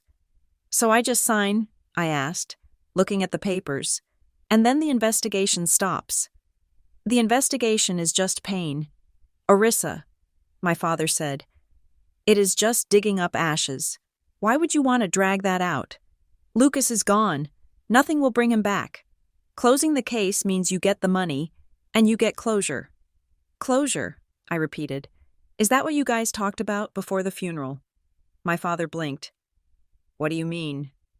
I said, looking up and making direct eye contact with him for the first time. It seems like you all have a very clear plan. Maren had the lawyer ready. You have the investment talk ready. Did you discuss this while I was planning the service? We are just looking out for you, my mother said defensively. We knew you would be overwhelmed. We had to be the adults in the room. So you decided to manage the money before the body was even found? I asked softly. Orissa, do not be crass, Maren snapped, her patience fraying. This is an opportunity. The development project, the one near the waterfront, is looking for liquidity. If we put that $2 million into the Obsidian Fund, we could double it in 6 months. Silas Vance told me personally that... She stopped. She realized she had said too much. Silas Vance, I asked. The developer. You are talking to him about my husband's death benefit. I am talking to him about business, Maren said, her face flushing. I am trying to help you. Orissa, you are sitting here crying, and we are out there trying to make sure you do not end up destitute. You should be thanking us. I am grateful, I said. I really am. It is just strange. What is strange? My father demanded. The fire, I said. Lucas told me the warehouse was full of old textiles, wool and cotton, but the report said it burned at 3,000 degrees. Chemicals, Maren said instantly. It was the chemicals stored in the basement. The room went silent. I looked at Maren. My heart was pounding so hard I could feel it in my throat. I had not mentioned the basement. The news had not mentioned the basement. The official report said the fire started on the ground floor. What chemicals? I asked. The news said it was an electrical short. Maren froze. She realized her mistake. She tried to backtrack, her eyes darting around the room. I assumed, she stammered. Old warehouses always have chemicals, cleaning supplies, paint. You said stored in the basement, I pressed. How did you know there was a basement? Maren, that building has been boarded up for 10 years. I am in real estate. Orissa, she shouted, standing up. I know the floor plans of every building in this town. Why are you interrogating me? I am trying to give you $2 million. Sit down. Maren, my father barked. He turned to me, his face red. Just sign the damn papers. Orissa, we are not going to sit here and be accused of whatever you are implying. We have a plan. We are executing the plan. Either you are with us, or you are on your own. So there was a plan, I said. To get the money, to stop the investigation, to clear the land. It is business, my father yelled. It is how the world works. Lucas was in the way. He was a stubborn fool who didn't know when to look the other direction. Now he is gone. Do not be a fool like him. I looked at them. My father, justifying negligence as business. My mother, nodding in agreement. Marin, vibrating with greed and fear. They had admitted it. They had admitted the motive. They had admitted the coordination. And Marin had placed herself at the scene with her knowledge of the basement. You are right, I said quietly. I should not be a fool. I reached for the pen. Marin exhaled, a long sigh of relief. My parents relaxed, their shoulders dropping. They thought they had won. They thought the weak widow had finally capitulated. I held the pen over the signature line. Then, I looked at Marin. You know, I said. Lucas told me something about that night. He said the smoke didn't smell like wood. He said it smelled sweet, like burning almonds. Marin's face went white. Whatever color she had left drained away completely. That is magnesium, she whispered. She didn't mean to say it. It was a reflex, a shock response. Yes, I said. It is. I put the pen down. I did not sign. I think I need a glass of water, I said, standing up.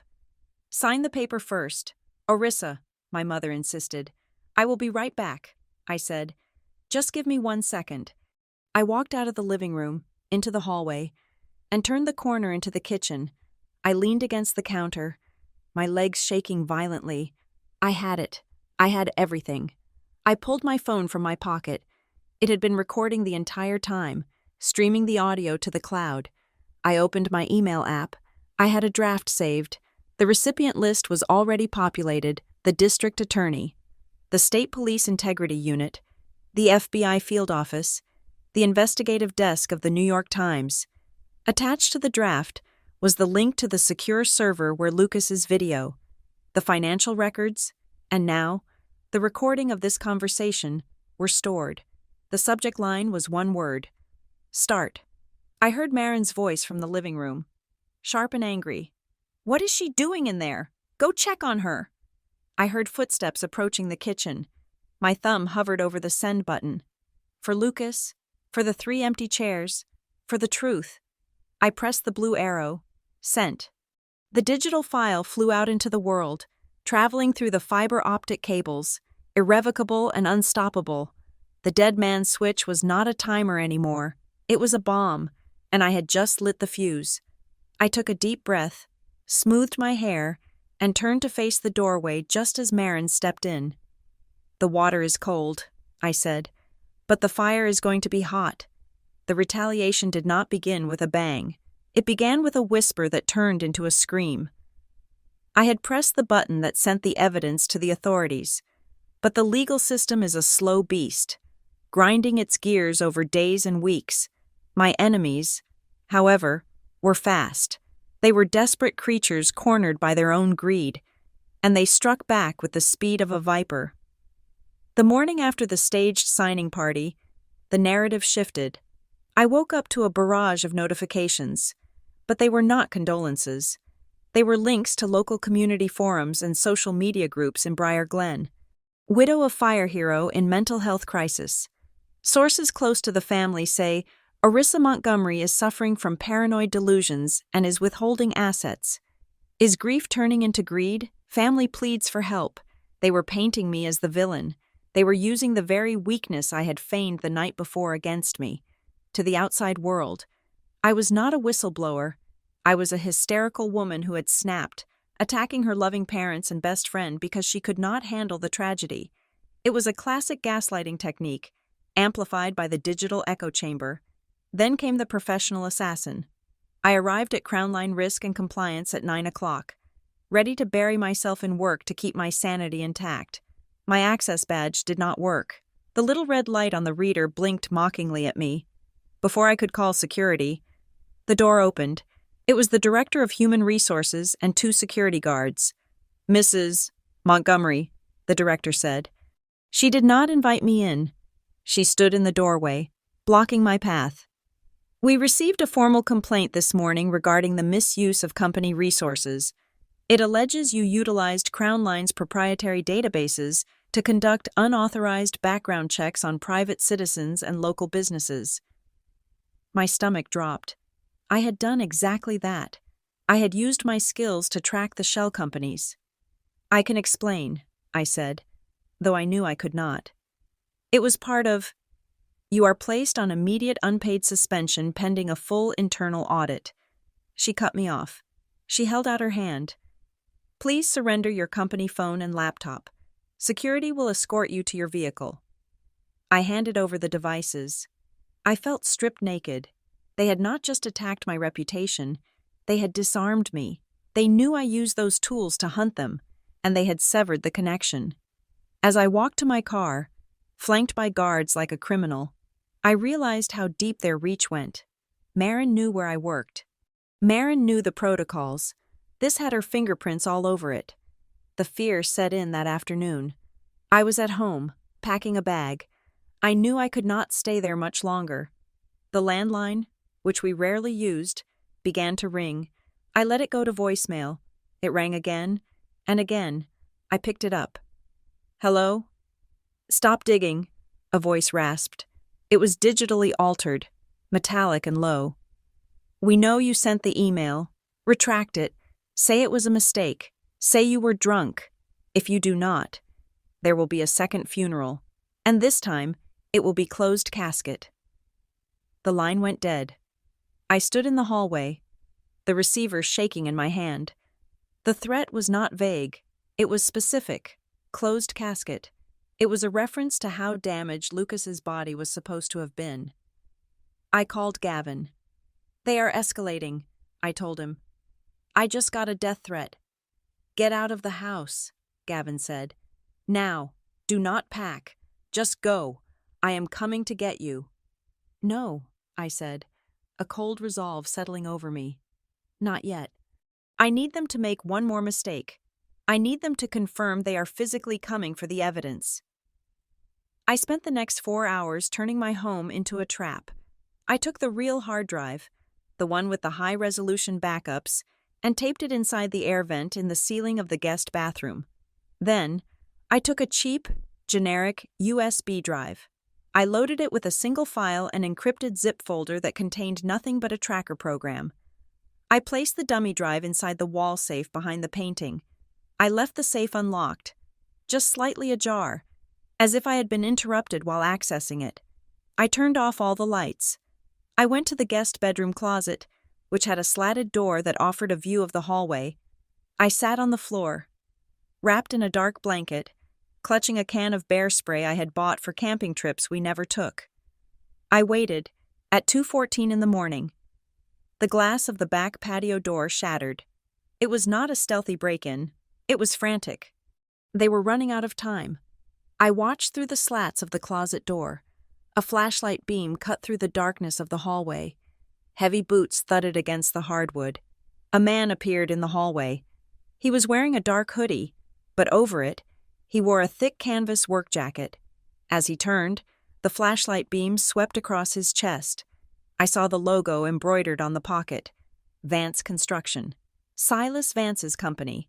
They were not even hiring outside contractors anymore. They were sending their own payroll employees to do the dirty work. The man went straight for the master bedroom. I heard the painting being ripped off the wall. I heard the metallic clang of the safe door. "Got it," a rough voice grunted. He came back into the hallway. Clutching the dummy USB drive, he paused for a second, shining his light into the open doors of the other rooms. The beam swept across the closet where I was hiding. I held my breath, my hand tightening on the bear spray canister. He did not check the closet. He had what he came for. He turned and ran back toward the kitchen, crunching over the broken glass as he fled. I waited until the sound of a car engine faded into the distance, then I exhaled. They had the bait. As soon as they plugged that drive into any computer, the tracker would ping their IP address and send it directly to the investigator Gavin knew at the state police. It would tie the break-in directly to wherever they took the stolen goods. I grabbed my bag and the real hard drive from the vent. I ran out the front door. Gavin was waiting 2 streets over in his beat-up truck. Rowan was in the passenger seat. "Did they come?" Gavin asked as I jumped into the back. "Vance Construction," I said. "They took the bait." Rowan turned around. She looked pale. We have to go, Daria called. She has been monitoring your accounts. We drove to a motel on the outskirts of the county, a place with flickering neon signs and no questions asked. We set up a war room on the stained bedspread. Daria joined us an hour later. She looked furious. She opened her laptop and spun it around to face me. "Look at this," she said, pointing to a log of login attempts on my main banking portal. "Someone tried to access your accounts at 3:30 this morning. They failed the password, so they went for the security questions." I looked at the screen. Security question. "What is your mother's maiden name?" Answer attempt Miller. Status correct. Security question. "What was the name of your first pet?" Answer attempt Buster. Status correct. "These are not guesses," Daria said. "These are personal facts.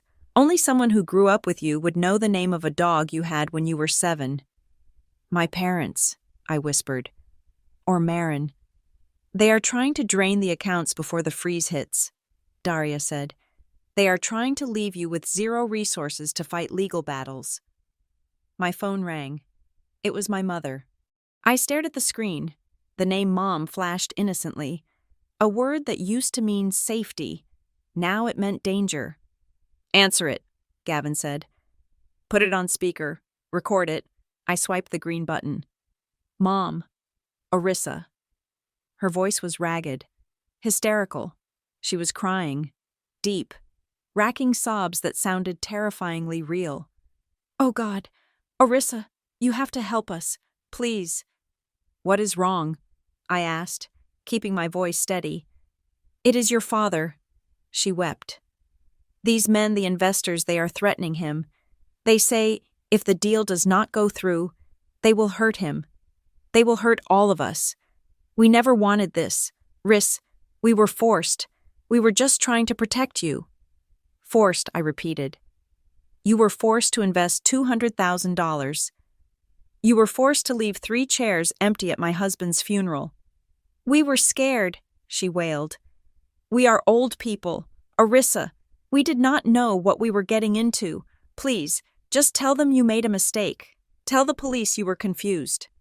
If you withdraw the complaint, they will let us go. They just want the land. Give them the land.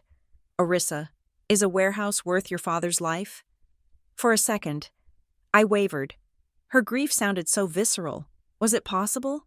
Was it possible they were just pawns, caught up in something bigger than them? Then, I heard it. It was faint. A whisper in the background on my mother's end of the line. The phone must have been held slightly away from her face. Or maybe she lowered it to wipe her nose. "Tell her to sign," a voice hissed. "Tell her to stop the audit." It was Marin. She was not being held hostage. She was directing the scene. She was coaching my mother on how to deliver the performance of a lifetime. My blood turned to ice. The last shred of doubt. The last tiny fragment of a daughter's love, incinerated in that moment. "Orissa," my mother said, returning to the receiver, her voice trembling again. "Are you there? Please, baby, for Daddy." I looked at Gavin. I looked at Rowan. I looked at the cheap motel walls. "I am here, Mom," I said. My voice was no longer the voice of a victim. It was the voice of a judge delivering a sentence. "I hear you. So you will do it?" she asked, hope creeping into her tone. "You will retract the email." "I will see you soon," I said. "What does that mean?" "It means I am done hiding," I said. "And Mom, tell Marin she needs to work on her stage whisper. The microphone picked up everything." I hung up. The silence in the motel room was absolute. "They are desperate," Gavin said. "They are using your own mother as a human shield." "It does not matter anymore," I said. I stood up and walked to the window, looking out at the parking lot. They think I am cornered. They think I am hiding in the dark, waiting for them to find me. "We are going to the police station in the morning, right?" Rowan asked. "With the tracker data." "No," I said. "The police can wait. If we go to the police now, it becomes a closed-door investigation. Lawyers will get involved. Deals will be made. My father will plead ignorance. Marin will cut a deal." I turned back to them. Lucas didn't want a legal battle. He wanted the truth. He wanted them exposed. So what do we do? Daria asked. Tomorrow night is the Obsidian Gala, I said. The fundraising dinner for the waterfront project. It is the biggest event of the year. The mayor will be there. The press will be there. My parents will be there. You cannot go there, Gavin said. It is their turf. Exactly, I said. They feel safe there. They feel powerful. They will be drinking champagne and celebrating their victory, thinking I'm cowering in a motel room. I reached into my bag and pulled out the flash drive, the real one. I am not going to just hand this over to a detective, I said. I am going to hand it over to the world. I am going to walk into that ballroom, and I am going to burn their house down while they are still inside it. I looked at my team, my real family. Gavin, I need you to get me into the AV room at the venue. Rowan, I need you to make sure the investigator from the state police is standing at the back door. Daria, bring the copies of the bank transfers. We are doing this, Gavin asked, a grin spreading across his face. We are doing this, I said. We are going to finish what Lucas started. The grand ballroom of the Briar Glen Hotel smelled of expensive perfume, stale champagne, and hypocrisy. It was the night of the Obsidian Capital Gala, the premier fundraising event for the waterfront development project. The room was filled with the town's elite politicians, investors, and socialites, all clinking glasses to celebrate a future built on the ashes of my husband's murder. I stood at the entrance, clutching a small black clutch bag. I was not wearing the oversized sweater or the messy bun from the night before. I was wearing a dress of midnight blue silk, sharp and tailored, with my hair pulled back in a severe, elegant chignon. I did not look like a grieving widow on the verge of a mental breakdown. I looked like a woman who owned the building. Flanking me were not my parents, but my real protection. On my left was Daria Keene, carrying a leather portfolio. On my right was Detective Miller from the State Police Integrity Unit, dressed in a tuxedo that did not quite conceal the badge on his belt. Behind us, staying close to the shadows, were Gavin and Rowan. Are you ready? Daria asked, her voice low. I have been ready for 5 years, I said. I just did not know it. We walked in. The murmur of the crowd dipped slightly as heads turned. They expected the fragile, broken Orissa they had read about in the smear campaign. They did not expect this. I scanned the room. It did not take long to find them. They were holding court near the ice sculpture in the center of the room. My father was laughing at something Silas Vance was saying. My mother was nodding graciously at a councilwoman, and Marin was glowing, basking in the proximity to power. I moved toward them. I signaled Daria and the detective to hang back. This part had to be personal. I approached Marin from behind. She was holding a flute of champagne, her back to me. It is done, I whispered in her ear. Marin jumped, spilling a drop of wine on her hand. She spun around, her eyes wide. When she saw me, her expression shifted instantly from shock to a practiced, saccharine concern. Orissa, she exclaimed, loud enough for the people nearby to hear. Oh, honey, you made it. I was so worried about you after last night. She moved to hug me, but I took a step back. I signed the papers, I said, keeping my voice low, intimate. I sent the electronic authorization to Arthur 10 minutes ago. The funds are being released. Marin's shoulders dropped. The tension left her body, replaced by a wave of pure, unadulterated greed. She leaned in close, dropping the concerned friend mask for just a second. Thank God, she hissed. You did the right thing. So, the transfer, did you include the consultancy fee clause, my 5%? I smiled. It was a cold smile. I surely did, I said. Everything is on the record. I tapped the small brooch on my dress. It was not a piece of jewelry. It was a high-fidelity microphone, streaming directly to the server where the state police were logging evidence.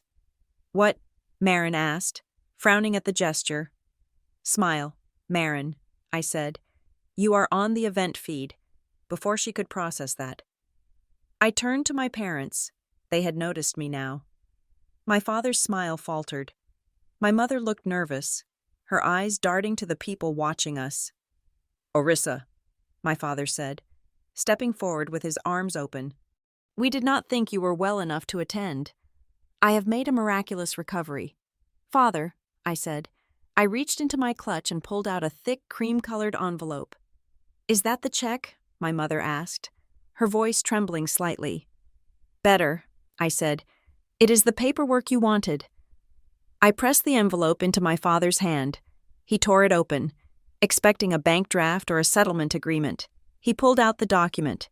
It was the petition for emergency guardianship, the one they had drafted to declare me incompetent. But I had added something. Stapled to the front was a screenshot of the metadata proving Marin had written it on her work computer 3 days before Lucas died. And stamped across the front in red ink were the words, "Submission rejected, fraudulent intent." My father's face went gray. The paper shook in his hands. "What is this?" he whispered. "It is proof," I said. "Proof that you were planning to lock me away before the fire even started. Proof that you were betting on his death." "You are making a scene," my mother hissed, grabbing his arm. "Lower your voice." "I am not done," I said. I took a step closer, invading their personal space. "Lucas left one more file," I said. "He called it the B room. Do you know what that stands for?" "Dad boardroom." My father stopped breathing. "He bugged the conference room at Obsidian Capital," I said. 6 months ago, he has 18 hours of audio. I pulled out my phone and pressed play. I had linked it to the room's Bluetooth speaker system, which was currently playing soft jazz. I overrode the signal. The jazz cut out. A crackle of static filled the ballroom. Then, my father's voice boomed out of the ceiling speakers, clear and undeniable. "The fire investigator is a problem. Silas, but he is married to my daughter. Once he is out of the picture, I can manage her. She is soft. I will handle the paperwork. You just clear the land." The silence that fell over the ballroom was absolute. 300 people stood frozen, their glasses halfway to their mouths. My father looked up at the ceiling speakers, horror dawning in his eyes. He looked like a man watching a guillotine blade fall. "That is AI," he stammered, looking around wildly. "That is fake. It is authenticated," a deep voice said. Detective Miller stepped out of the shadows. He did not shout. He did not draw a weapon. He simply walked through the crowd, the sea of tuxedos parting for him. He stopped in front of my father. "Richard Oakmere," Miller said. "I have a warrant for your arrest for conspiracy to commit arson, insurance fraud, and accessory to homicide." My mother let out a strangled cry. "No, you cannot do this here. Do you know who we are?"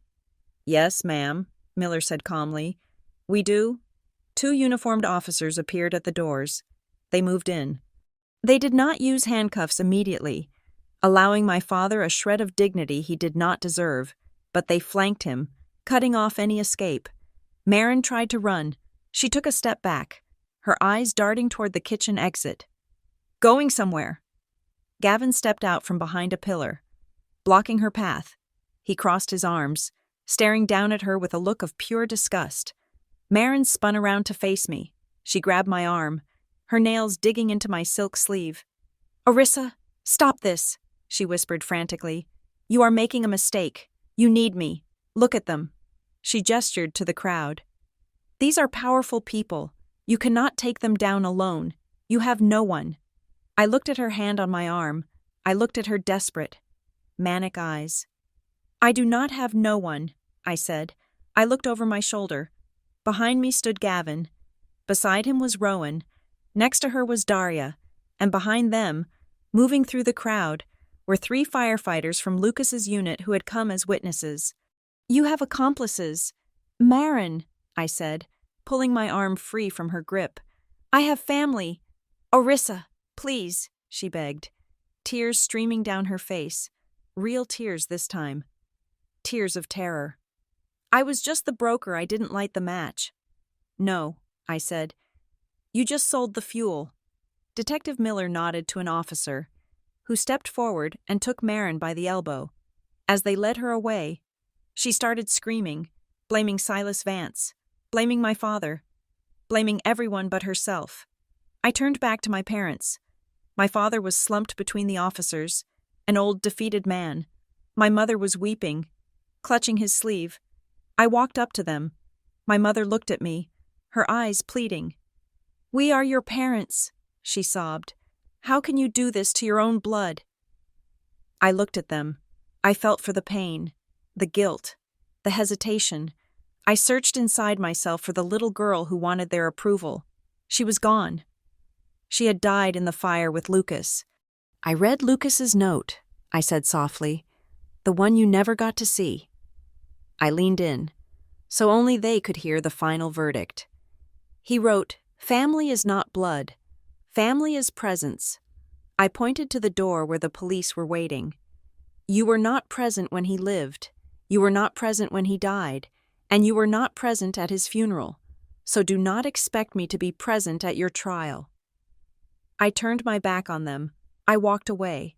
I did not look back as they were led out.